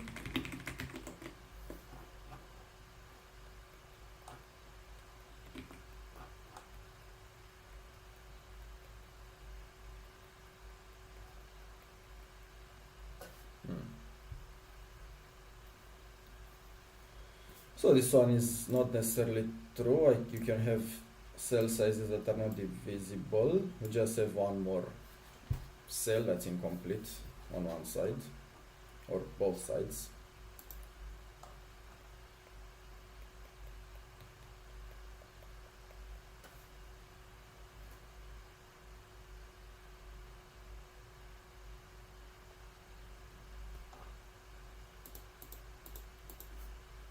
Alright, so how would I make this? So basically I have this.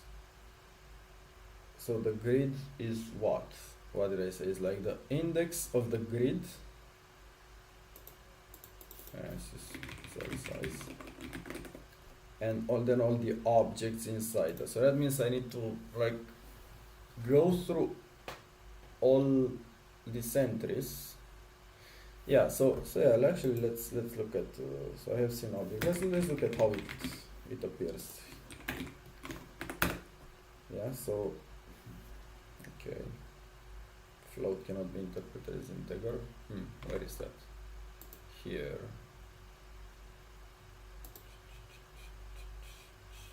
Yeah, because some of this shit is float, isn't it?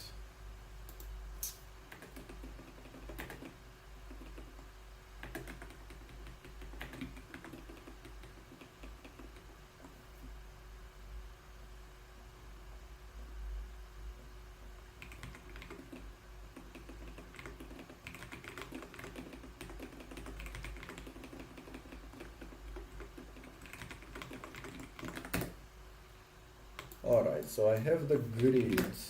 I also have the mouse and all of that. So for example, yeah, but this is a problem. This is not a list, it's just a number. It was supposed to be a list, so I'm building this a bit wrong. Res, yeah, it should be. It's more like some set default crap here.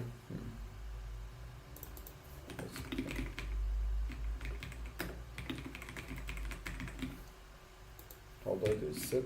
Doesn't allow me, but I think it's set default.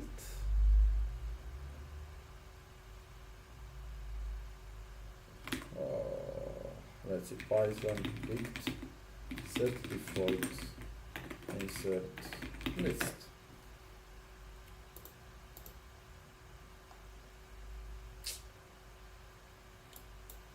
And there is default dict. There should be some set default.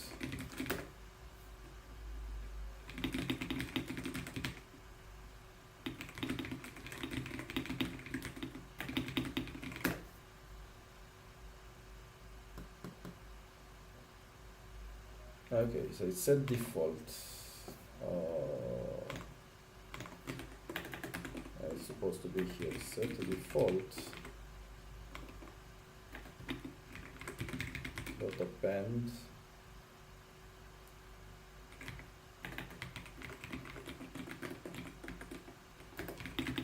This is the key.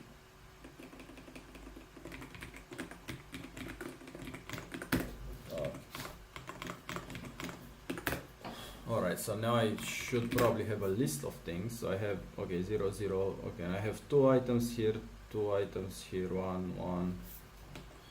Let's see if that complies with reality. So maybe I should, what?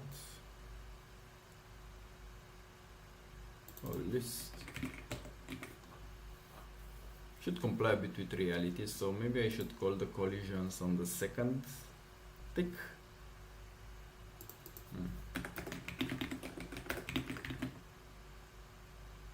Nah.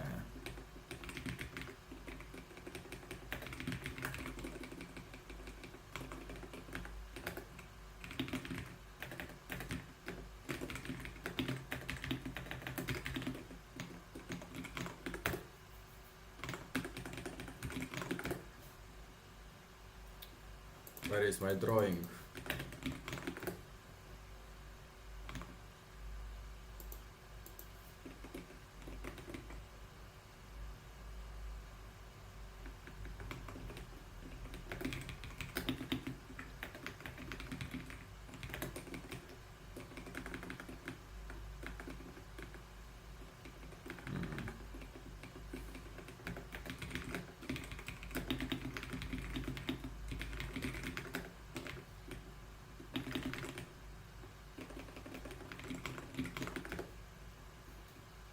Alright, cool. So I have all of this. Okay, so it says the pointer is there actually.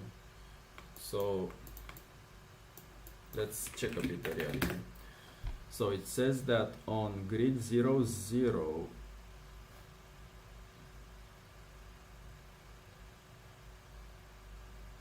it's only one item 0. Probably this is bugged. Because it says on grid 1, 1, which is here in the middle, I have like 3 objects, 1, 2, and 4. Oh, because this is okay. So it's the square and the circle. So it's this one and this one. It's those two actually. So it's 1 and 2, and then 4 is the mouse pointer. Then it says that on grid 1, 2. It should be here. I only have this. Okay. Grid 2, 1, which is this one, I only have this. On grid 2, 2, I only have this. On grid 2, 3, I only have this. So I think this is okay with reality here.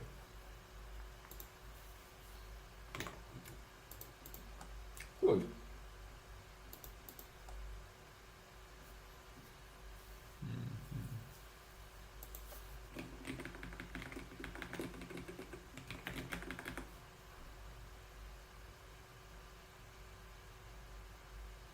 So now I need to go through all, yeah, so basically I need to do this for grids, grid key, grids, scene objects, and grid of items.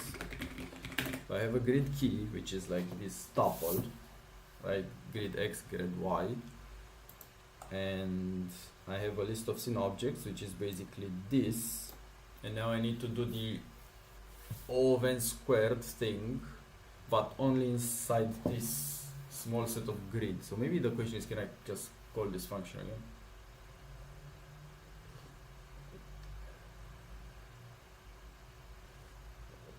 Because it's the same but on a subset of objects.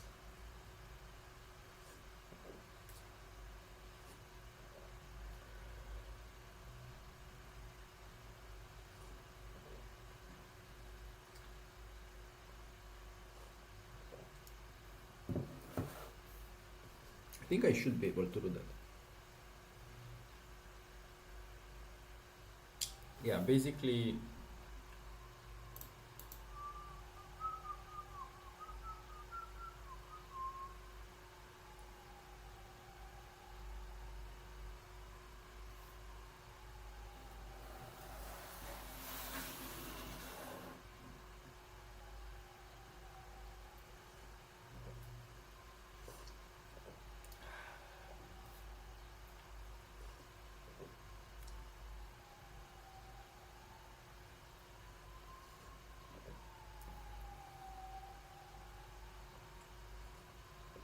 I'm trying to think about something right now, but I don't think you need to.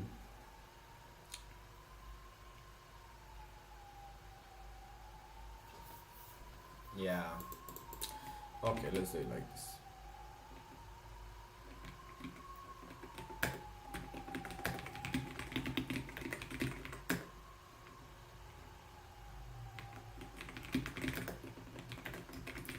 But here I think I need to do like some sort of a translation layer.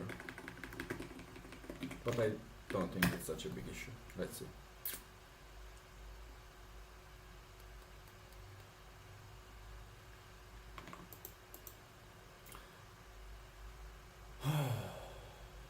Hold up.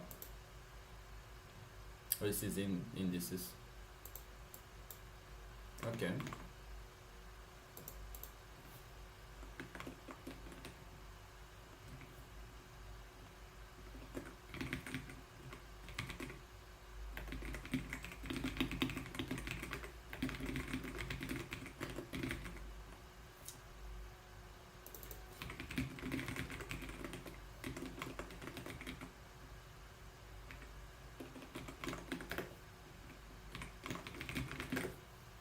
Okay, and I have grids in IDs, so now I need to do the opposite thing. So basically I need to do this, and then I need to do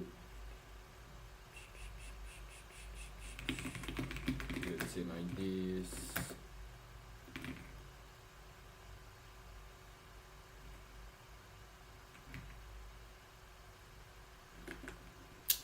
Oh, it's such a, I cannot call it ID because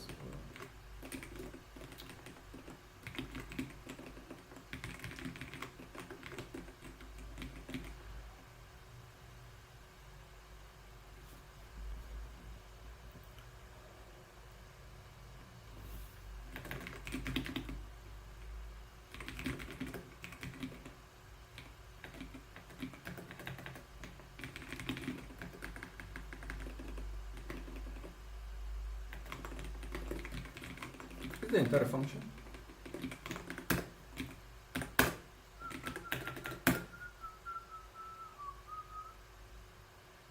Seems broken.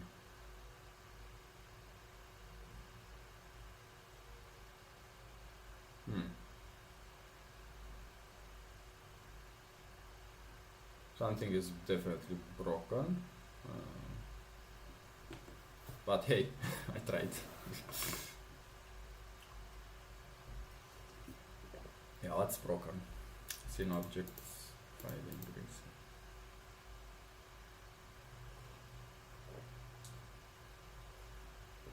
Oh, the mouse is not taken into account, I think.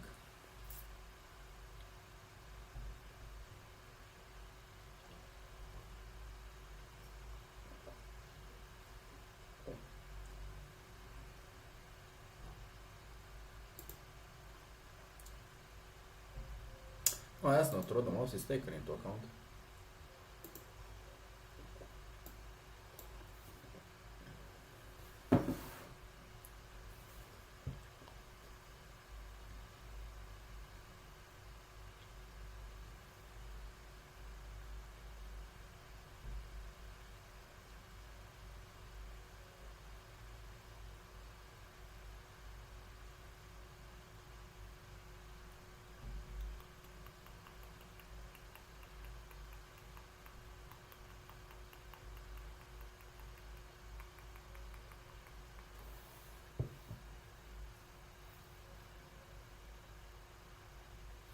Oh, it's such an interesting problem.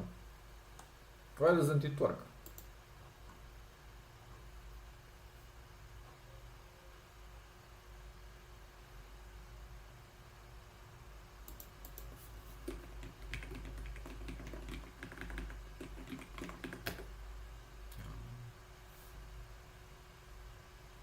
Oh, no, it cannot. It's not because of that. No, it's a bug somewhere. It's a bug something with the circle. I don't know what. Clearly, when the circle isn't circling properly, something with the grid of the circle. It works fine here.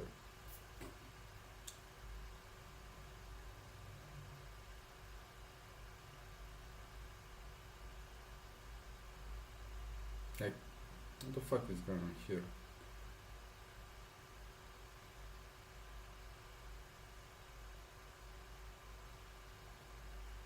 Okay, I don't understand.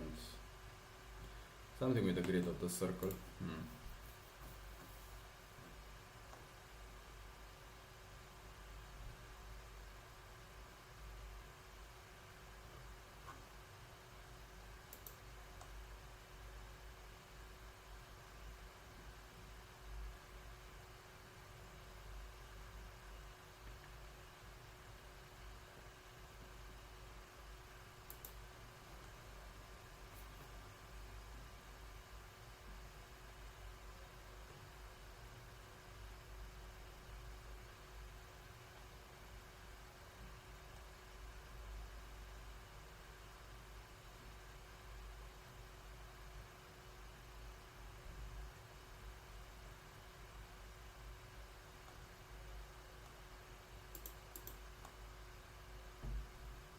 And the bug is in make grid.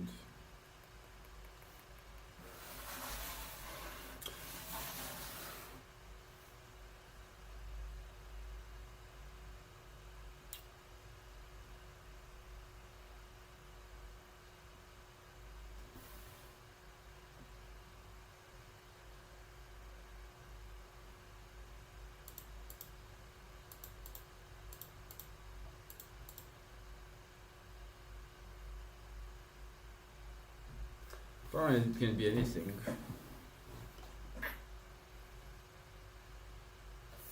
Okay, so let's try to add a breakpoint in one of the failure cases. For example, what the fuck happens here?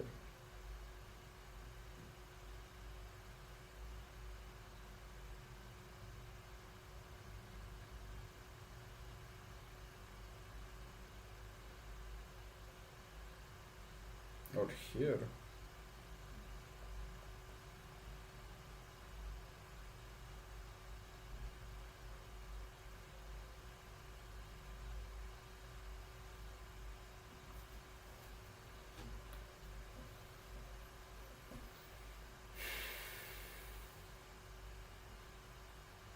How would I put this? So, the mouse object is the last one, but which one is this circle? I think it's this circle. So this has ID 1. So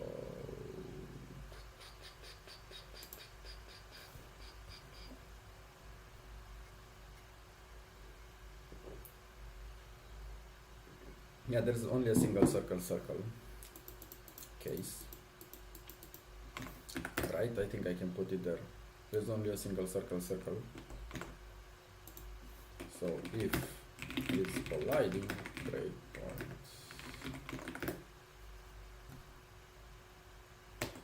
Oh, I don't like it. Should have been on this other side. Here. Alright, so what do I have here? Obj2.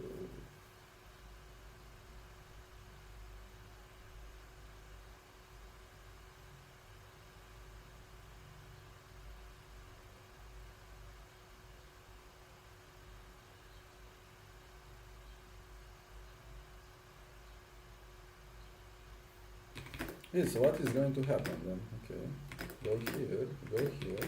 What's this? There's 3 objects. How the fuck are there 3 objects in this in this grid? It's just 2 objects. What are the 3 objects? Fuck.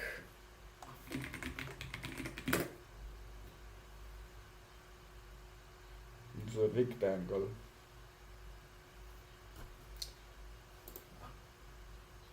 This bad boy.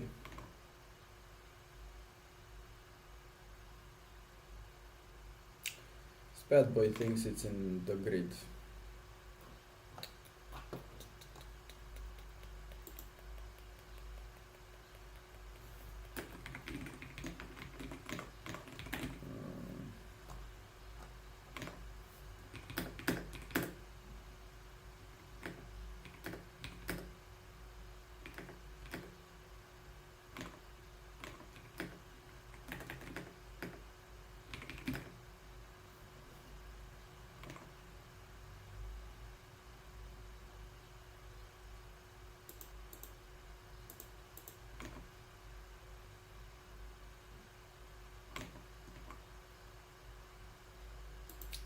1 to 4.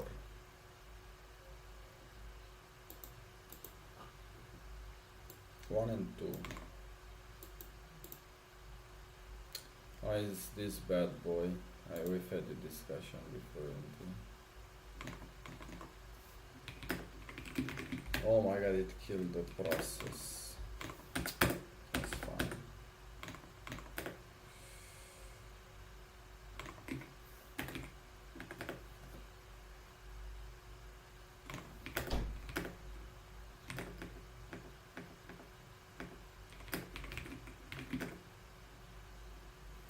Okay. Oh, this is correct.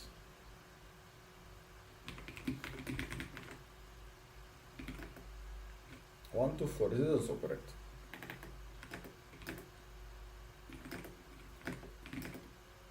One to four.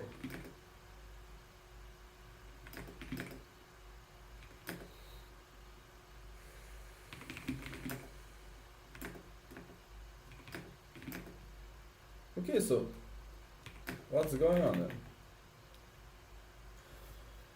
Oh, I know. The next grid invalidates it. So it's basically that the same object can be part of multiple grids, but basically I'm returning like a is colliding thing, and basically so the first grid, you know, the rectangle collides with in the first grid, but it doesn't in the second, and it invalidates it. So what I need to do here is actually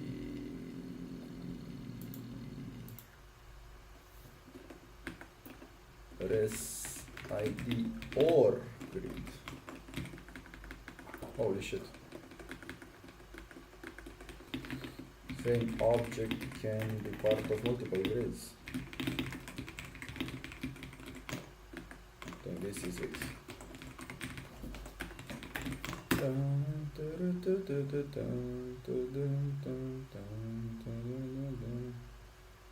Alright, look at that. Isn't that amazing? I think it's amazing.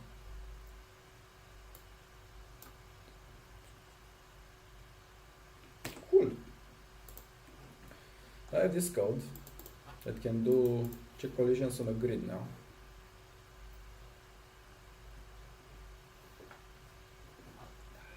I need to make this shit 3D.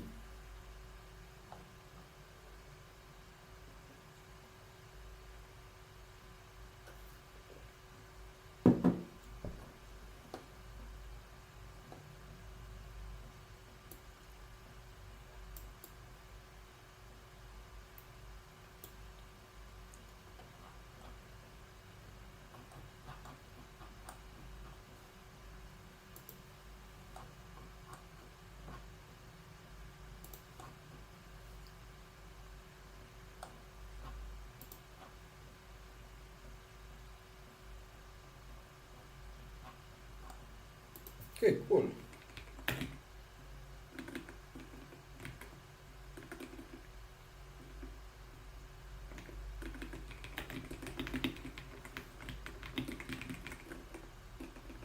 This is like, I don't even know, it's off, and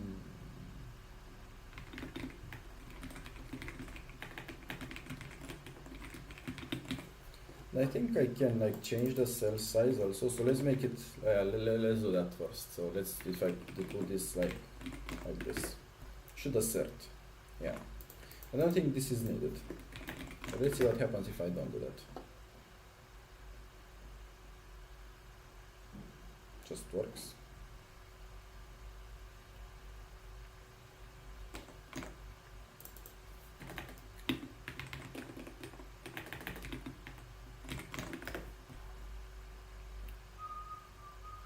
This is worse.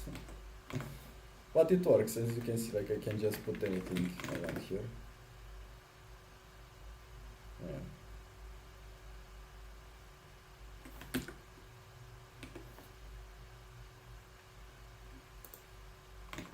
So if it's 350, that means what? Yeah, wait. If this is like bigger than a half, what's going to happen? Does this even work?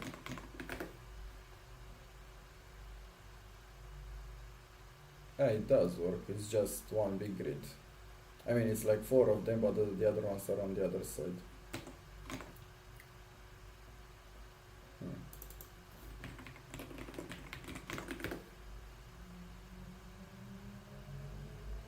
Cool. Alrighty, so let's start moving this to the actual 3D stuff. But in order to do that, I think I need to make this my grid 3D.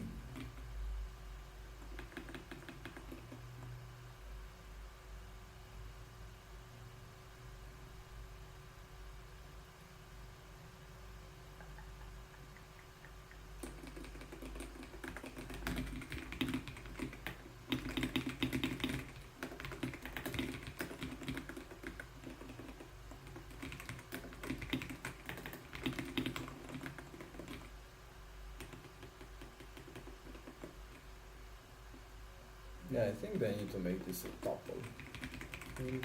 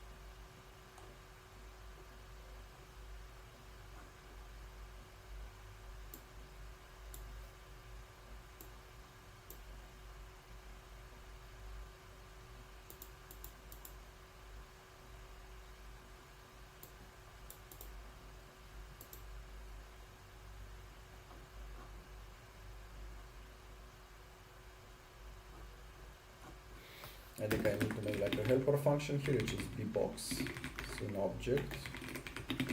SynObject, and returns like a tuple of points.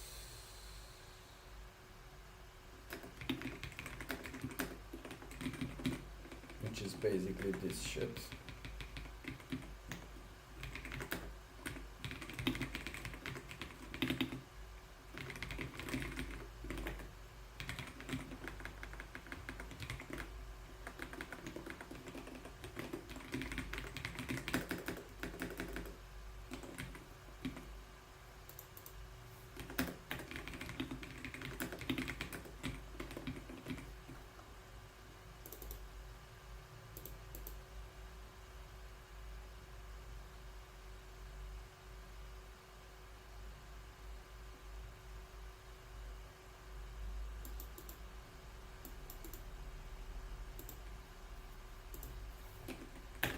Let's call it my grid 2D.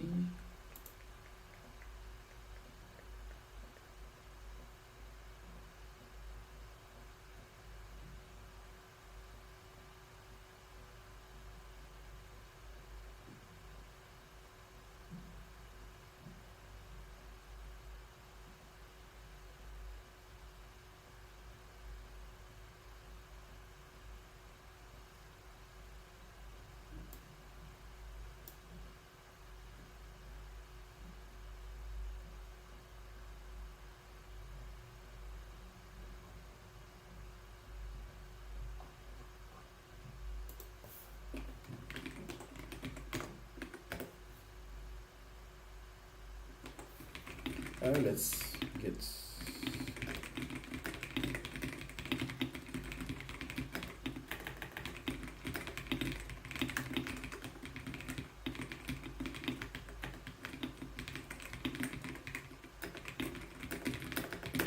alright, so I have something that works in 2D now with some basic objects. Alright.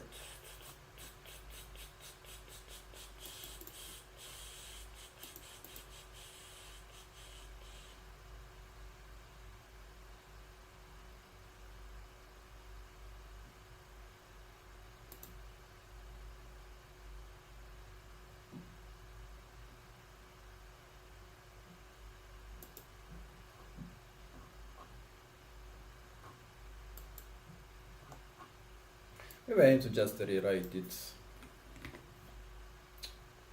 I want something slightly better. I don't know how to get something slightly better here.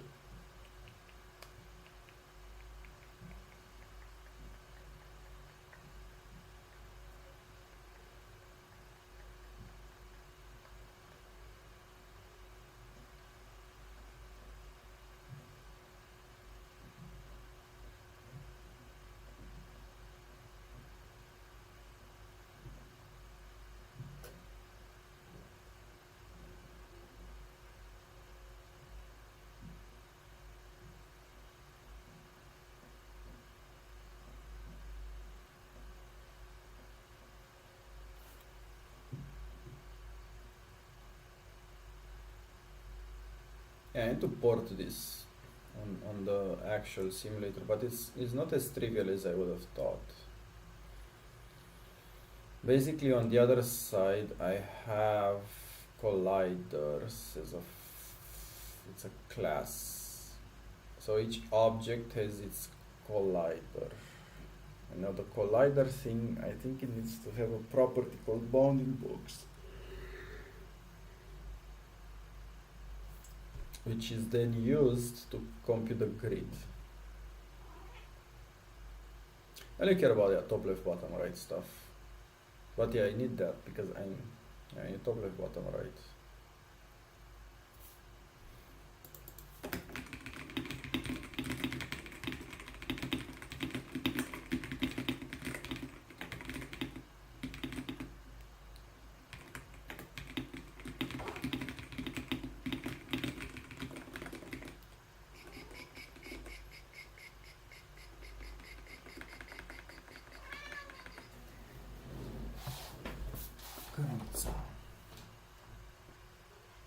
My cat wanted out. Check collisions.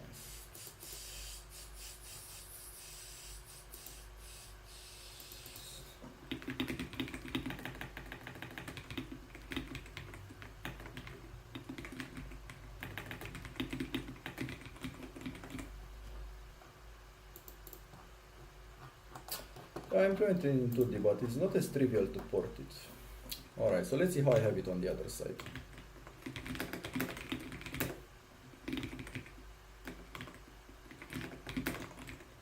So this code is in what I call physics on the other side.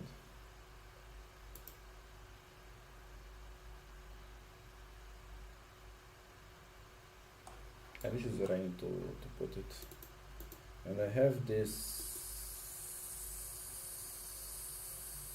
check collision function.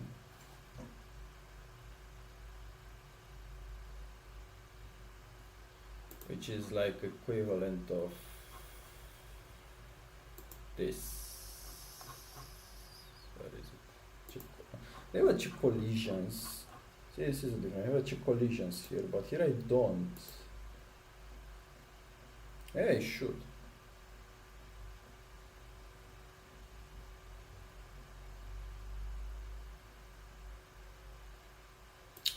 Yeah, maybe I need to split this in two things. One that checks the collisions, and then one that for each collision it does the crap.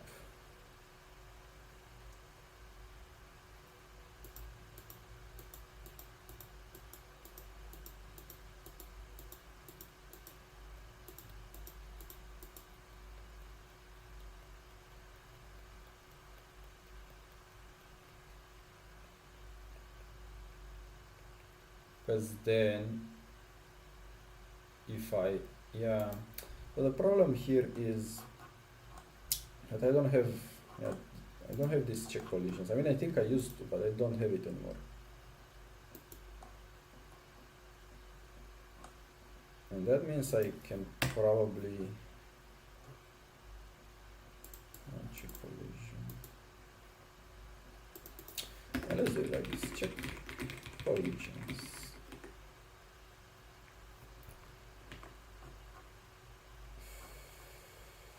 Just get the scene objects.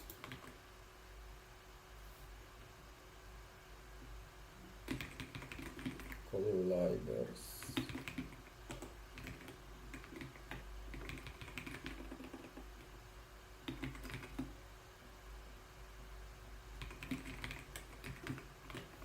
list of booleans, right?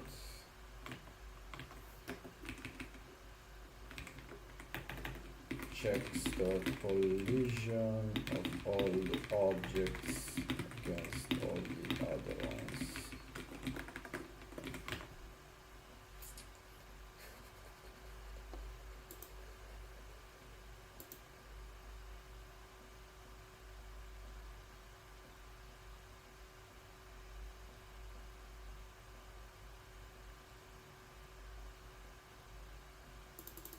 I can optimize this a bit. So if it's colliding, I should do it like this. Res of I equals true, res of I equals res of j equals true. Great. Is that correct? I think it's correct. Yeah.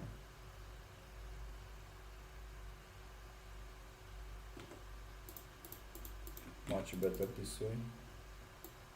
Let's set them as true. I think I can copy paste this function. Alrighty.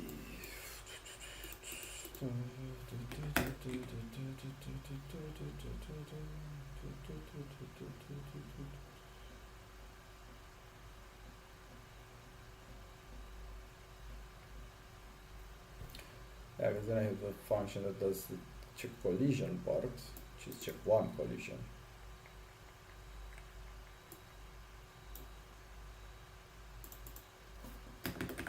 I probably also should have checked collision. I have obj 1, obj 2, right? It's like couple, like scene object, and returns a boolean. Because I think I need to do this. Is colliding. Let's check collision. Obj 1, obj 2.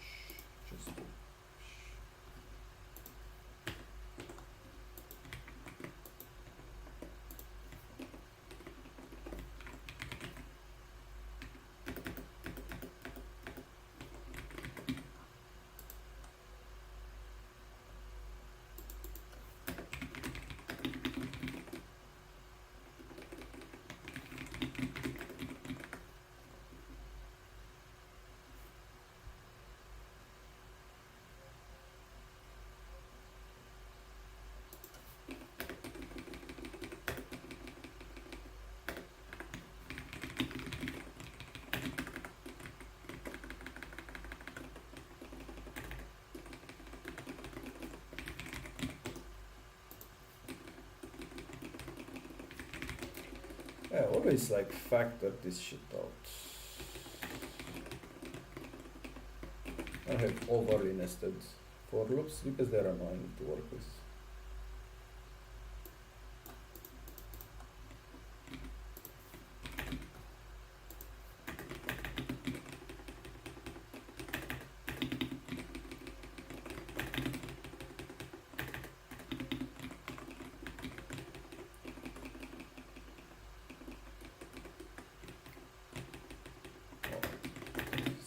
This way.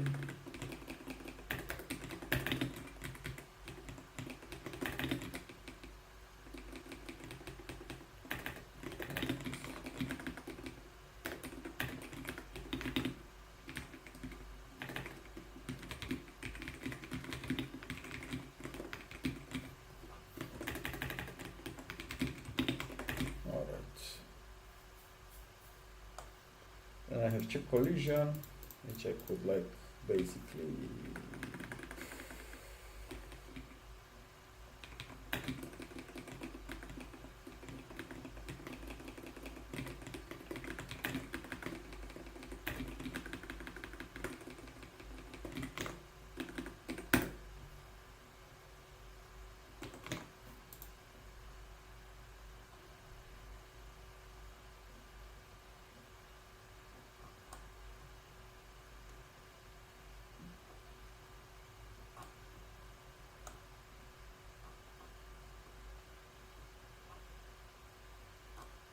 yeah, okay, so I need to make this, which basically calls this, which calls this, and this is exactly how I have it implemented on this other side. So I have this check collision, which is like a, but I don't have a check collisions, and I should. This is what I'm trying to build. Now I'm trying to have the shape of the code from the simulator follow the shape of the code from this, because I think it's easier to follow if I break it into smaller functions.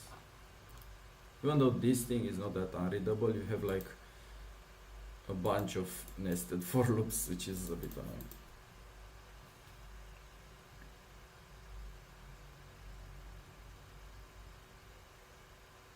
Yeah, and I think I need to write it like this, and then if I, because I think the reason I wrote it like this is because it's probably slightly more efficient, because you do probably one less of n, right? Because like if you do it like this, you have check collisions, which is one, and then you have another one, but here I do the for loop, and then once the collision happens, I do this part also, instead of going again through all the collisions. But the number of collisions should be small at every frame.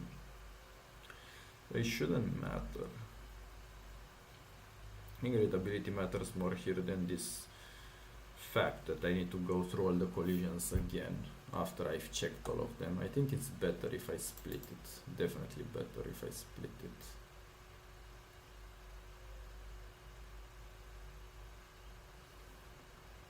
Off. Alright, so yeah, let's try to write this. So basically it should be like this. Yeah, to be honest.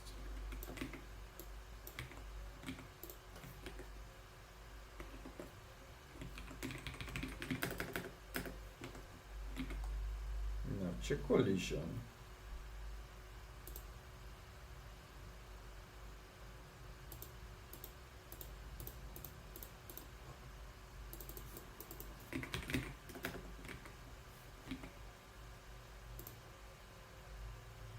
I think it's literally this.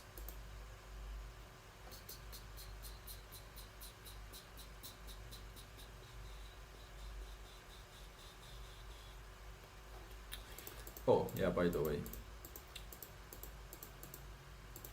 you can do this. I plus 1. This one should never happen again. This is I plus j. Isn't it the same? I think it should be. It's not the same. Something happened here.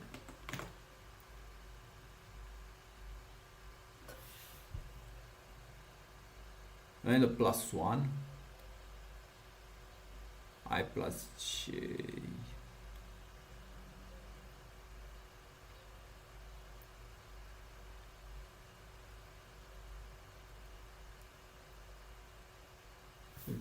Maybe a plus 1 here.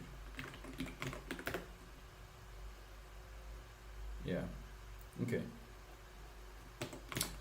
So this, you know, it's still often squared, but it's half. Right, so okay, let's let's copy paste again.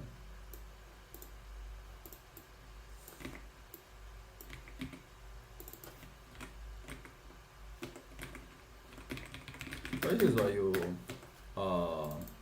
do this in a sandbox and then you port it over. I think it's check collision. Yeah, okay, so I have this. Now in my main thing, I need to do the following. So before I would do this and check, so basically I would make this often squared crap.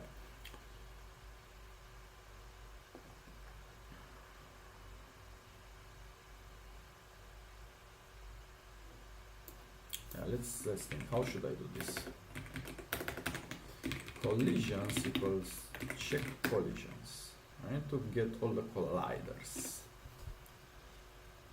They're just colliders.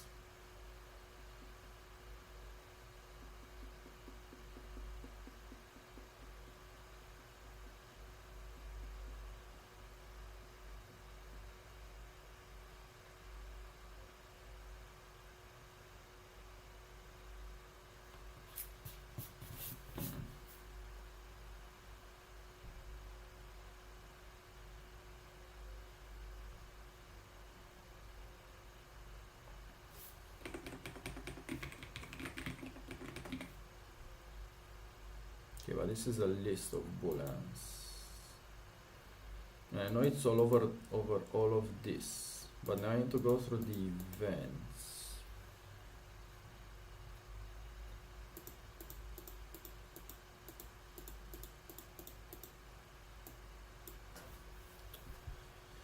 How do I do this?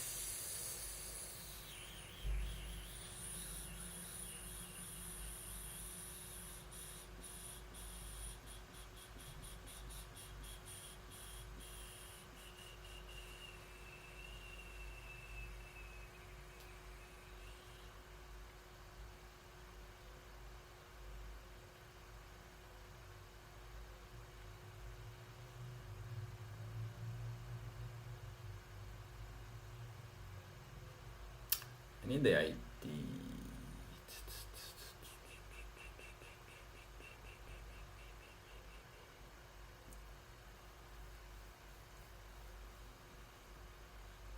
I need the ID.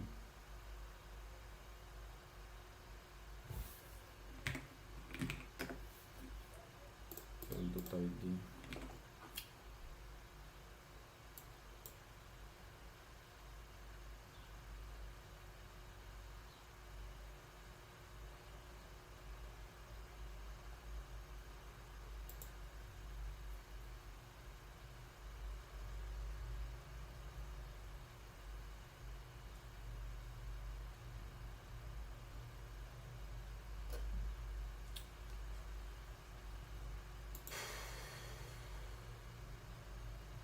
And I need to turn this into a dictionary, I think.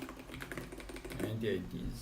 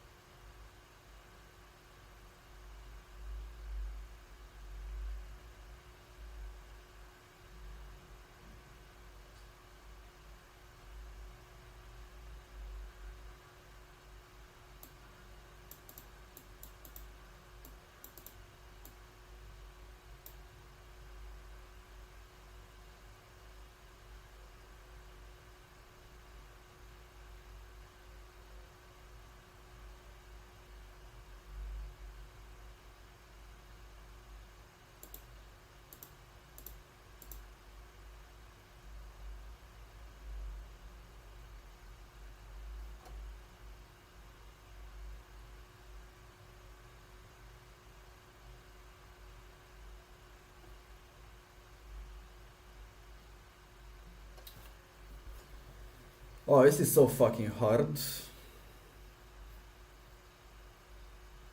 Okay, so I need the IDs here, grids in IDs.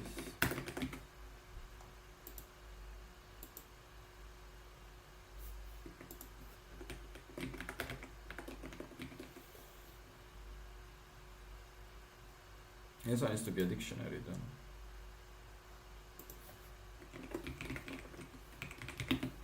Oh look, free stream viewers. Thank you.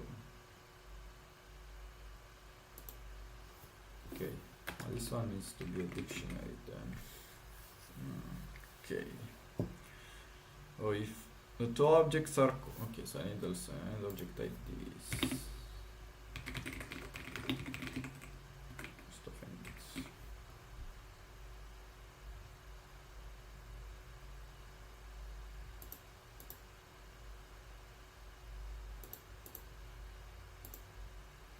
And then I need to do object IDs of I, and object IDs of this. Yeah. But that's how you do it. So it's a dictionary, and then you have a dictionary here, and then you go through the results. That means it's ID. AD. It's just a list of IDs.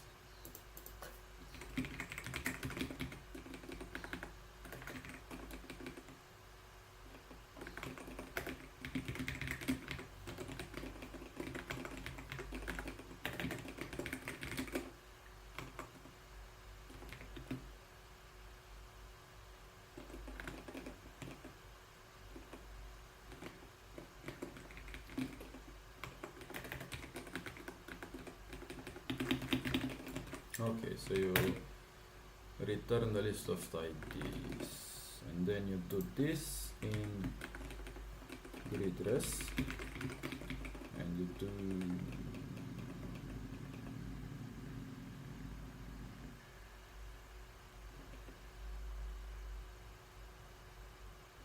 I set it to true here.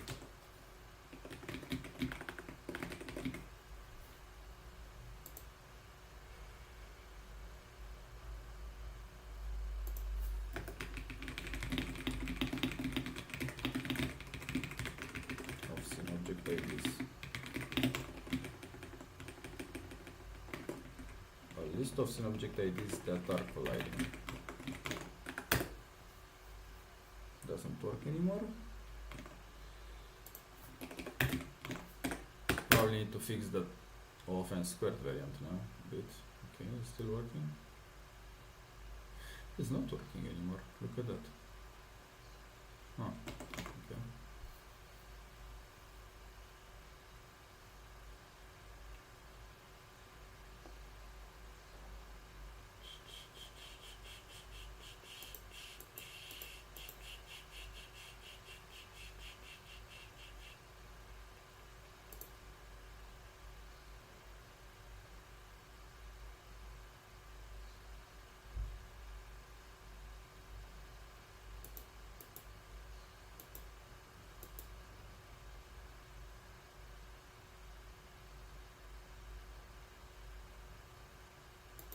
Yeah, why is not working?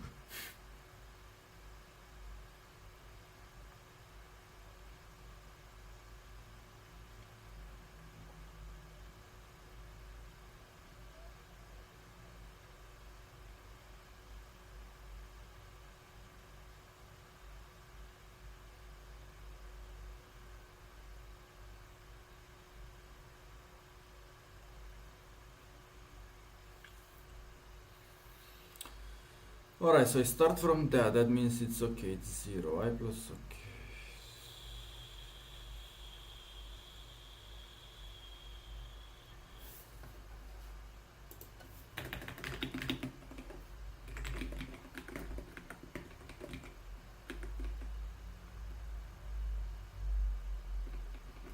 Yeah, why is it not working anymore? Hold up. Something broke. But only with weird. No, something is broken for sure.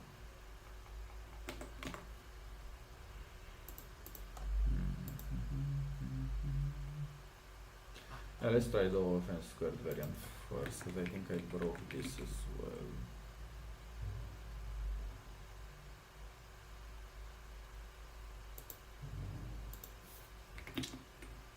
List range.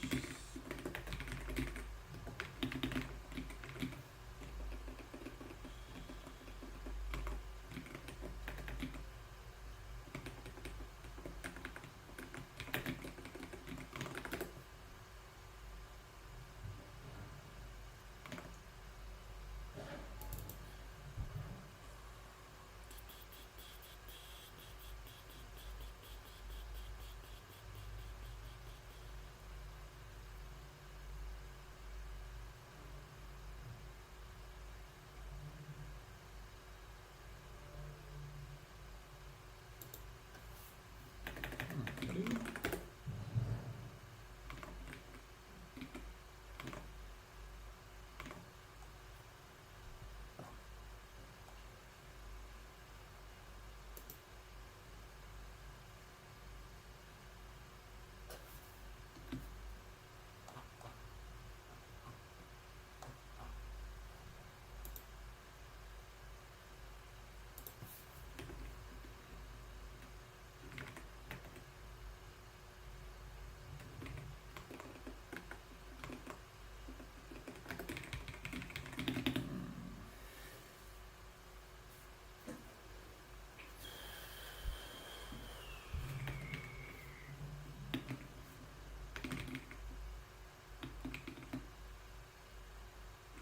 How do I do this? So I need to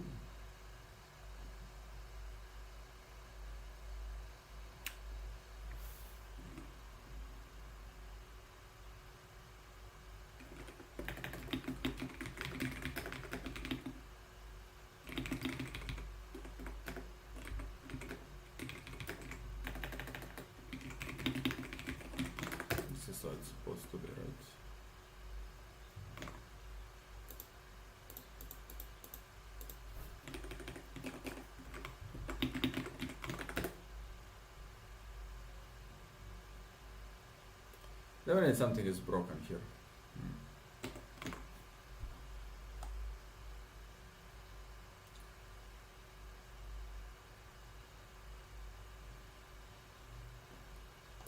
Hold on.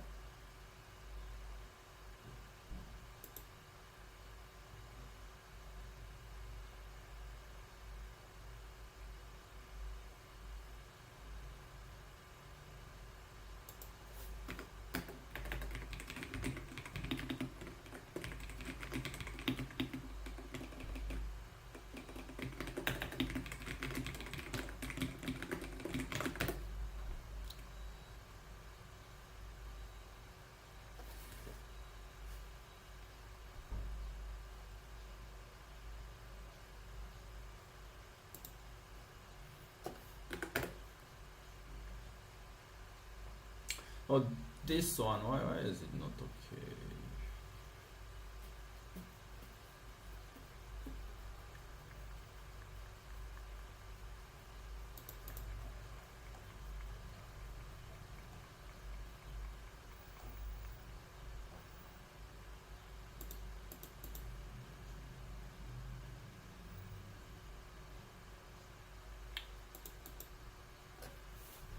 There's something broken here, I don't know what.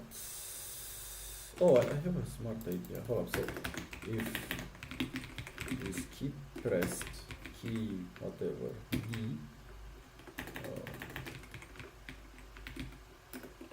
break. I did that. Just let's go here. Press D.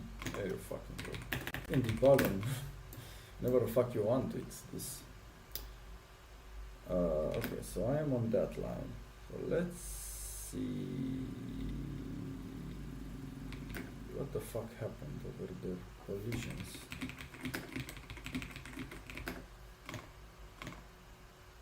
Two and three. So something happened over here. 2 and 3.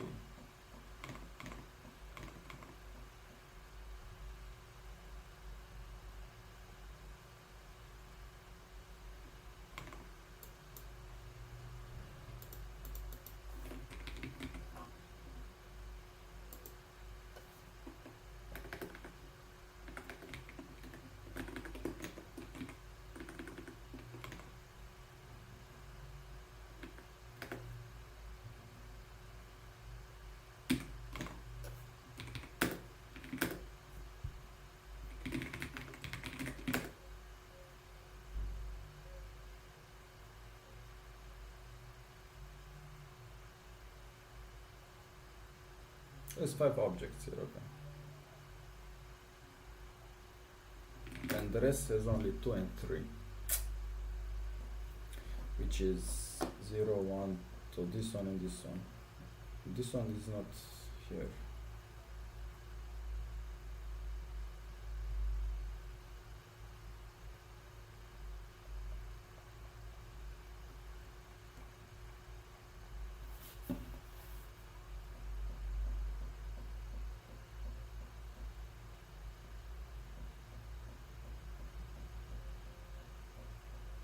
I think you need to break over there, holy shit. I think you need to break over there. What?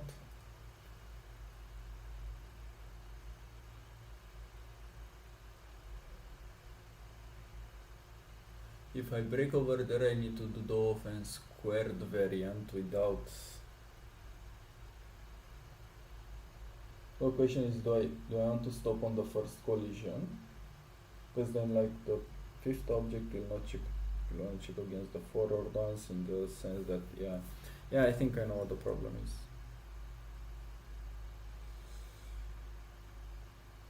This one needs to be a set. And the same object can collide with multiple things, and I only take the first collision into account. This one needs to be a set. Add. Or maybe add.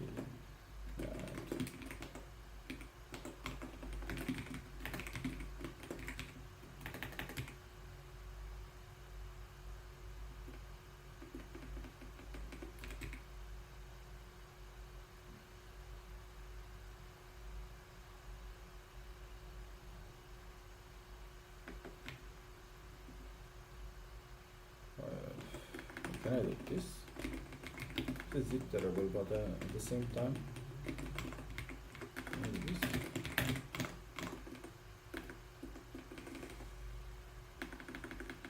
And does this return like a set? Turns the set of. It's not trouble. Add. Okay.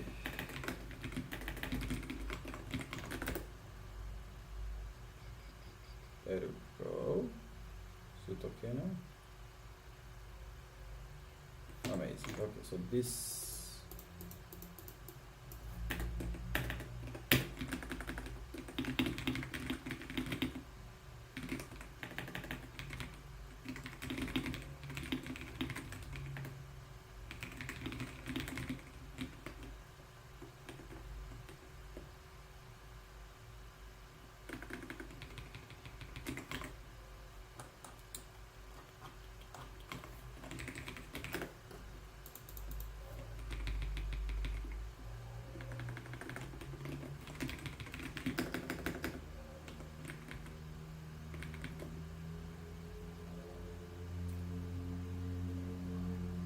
I also need the object ID.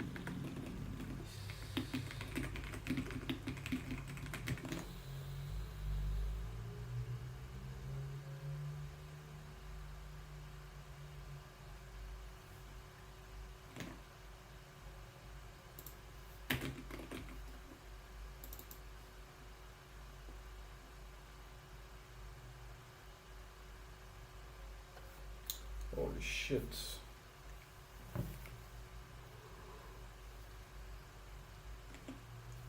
Well.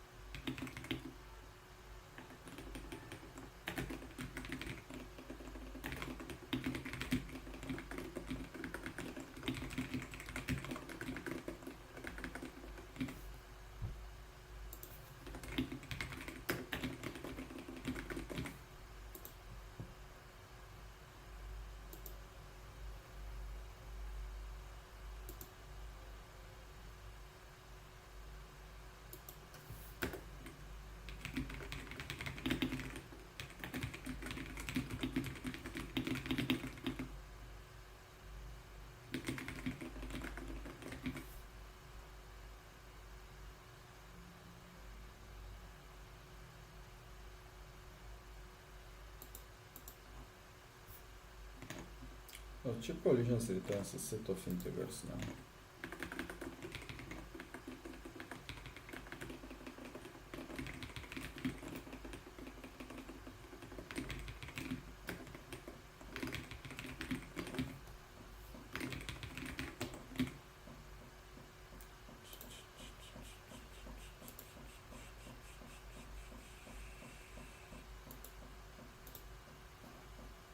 These are IDs.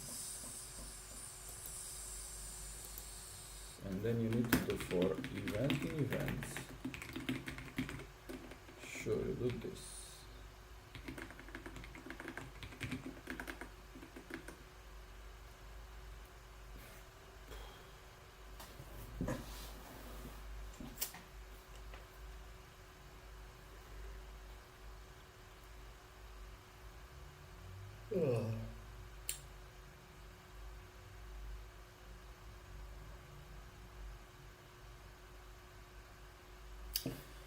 basically you need to do the following. If robot.id collisions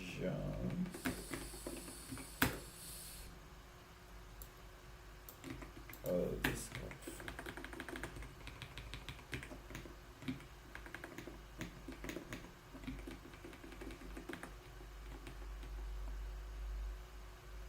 Oh, it doesn't say who it collided with.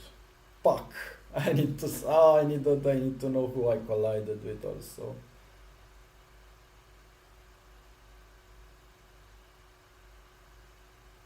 Fuck.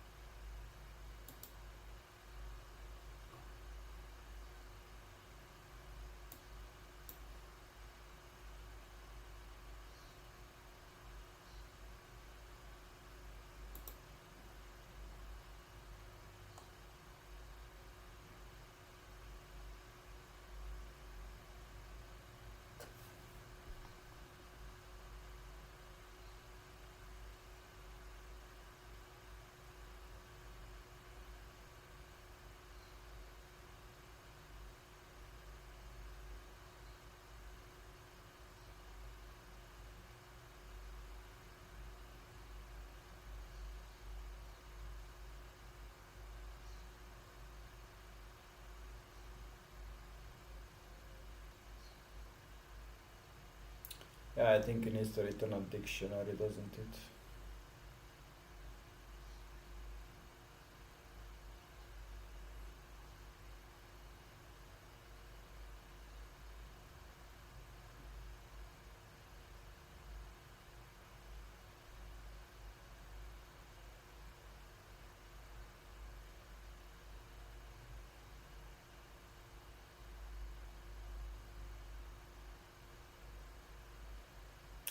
Holy shit.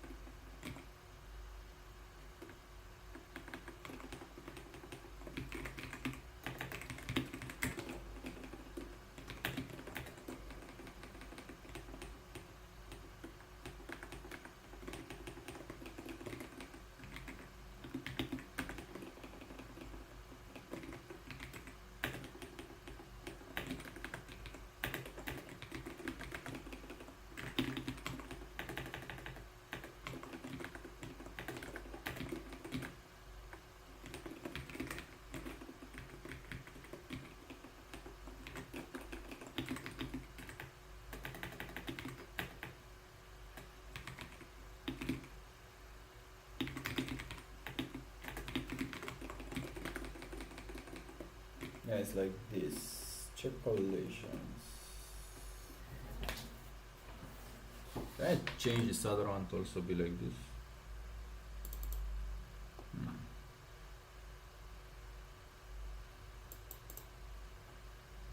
Definitely not a pleasure.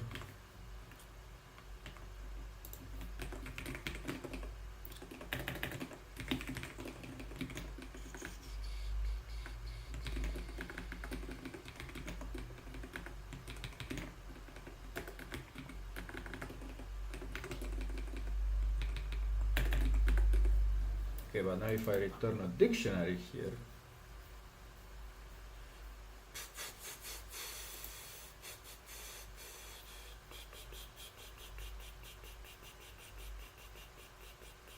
I think I can do the same, but I will just go through this.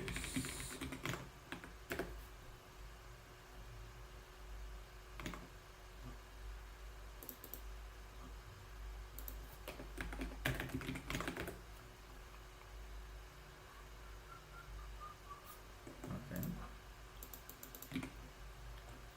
By the way, if I have it like that,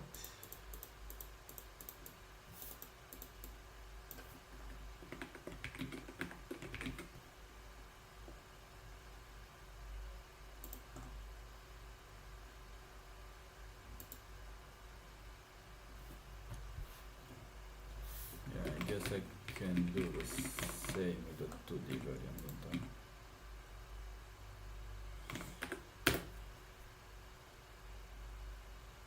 Yeah. Okay.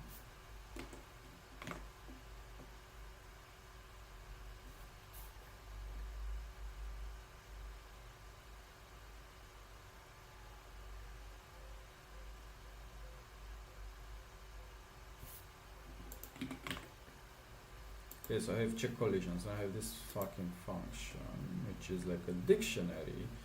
So if that shit is there,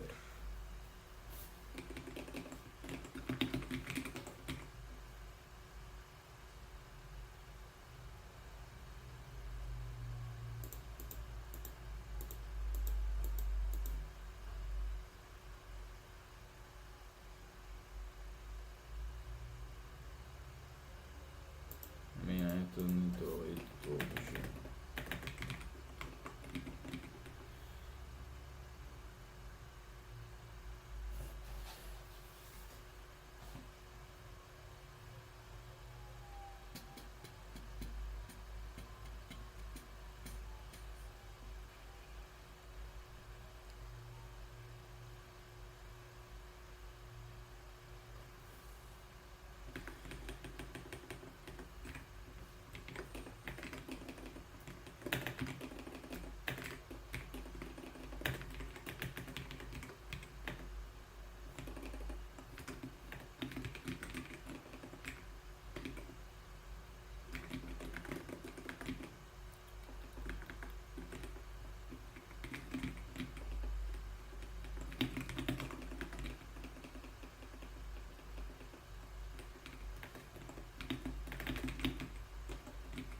okay.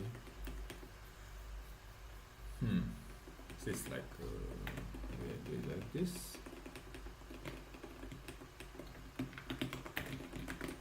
Okay.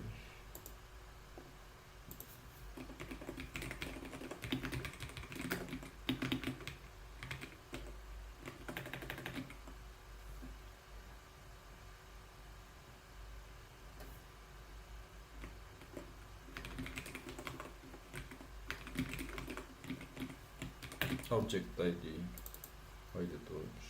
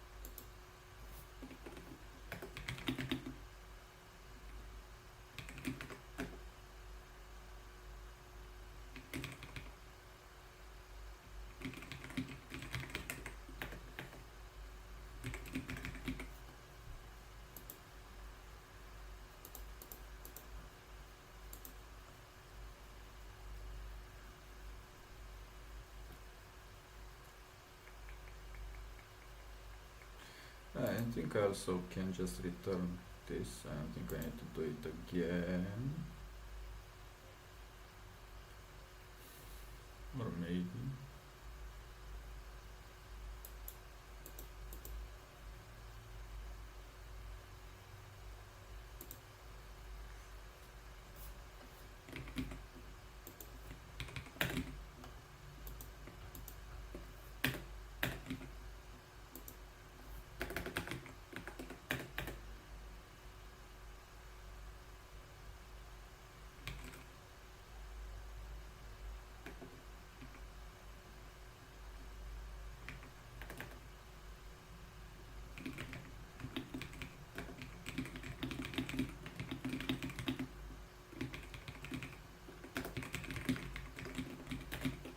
Just do it like that, I guess.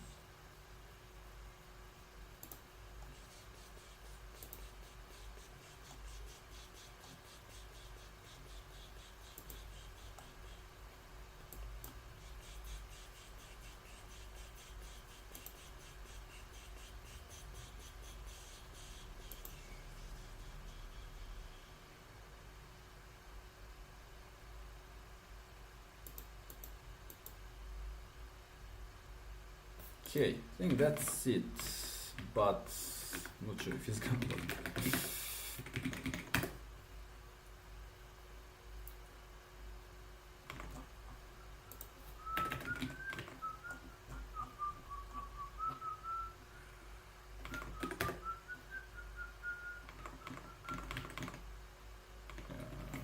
Okay, colliders.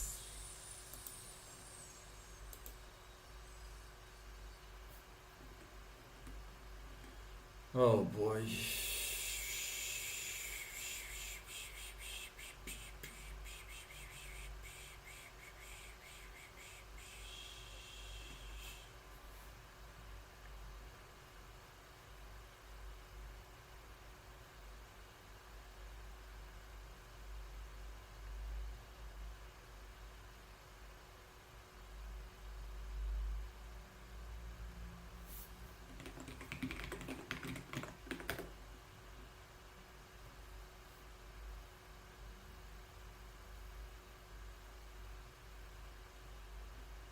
Oh, because now it's trying to do that.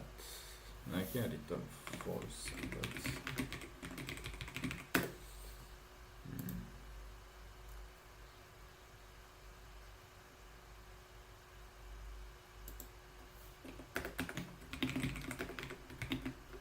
um,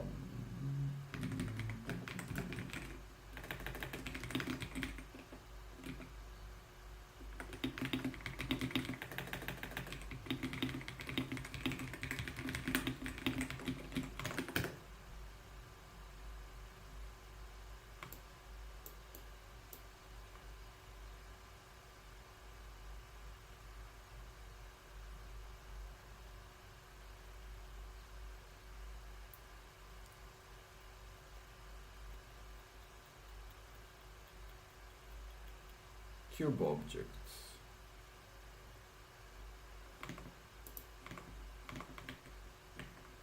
Oh, check. What? Calling check collision or something I shouldn't.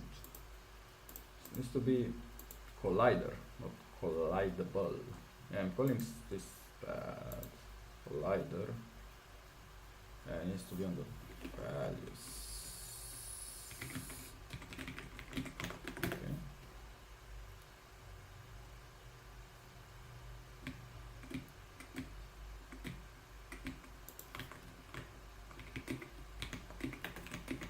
It's not crashing, so let's say that first before anything. Not sure if it's faster though, or if it works. Let's error.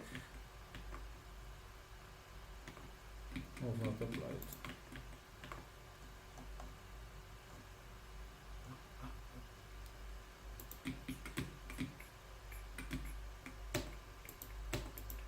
Anyway, so the 2D variant works, but I need to continue with the 3D variant some other time. Yeah. I cannot do it anymore. I need to do some other stuff now. But yeah, this one works. It works. It's also using the spatial grid thing, so I'll commit this and let's just commit this thing.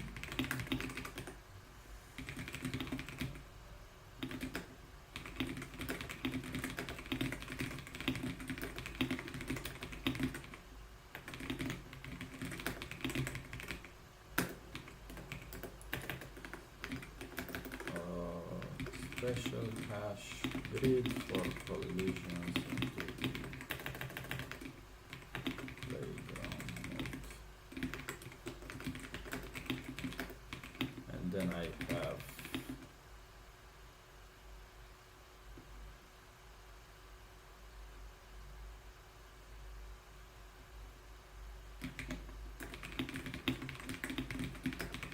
slash pop.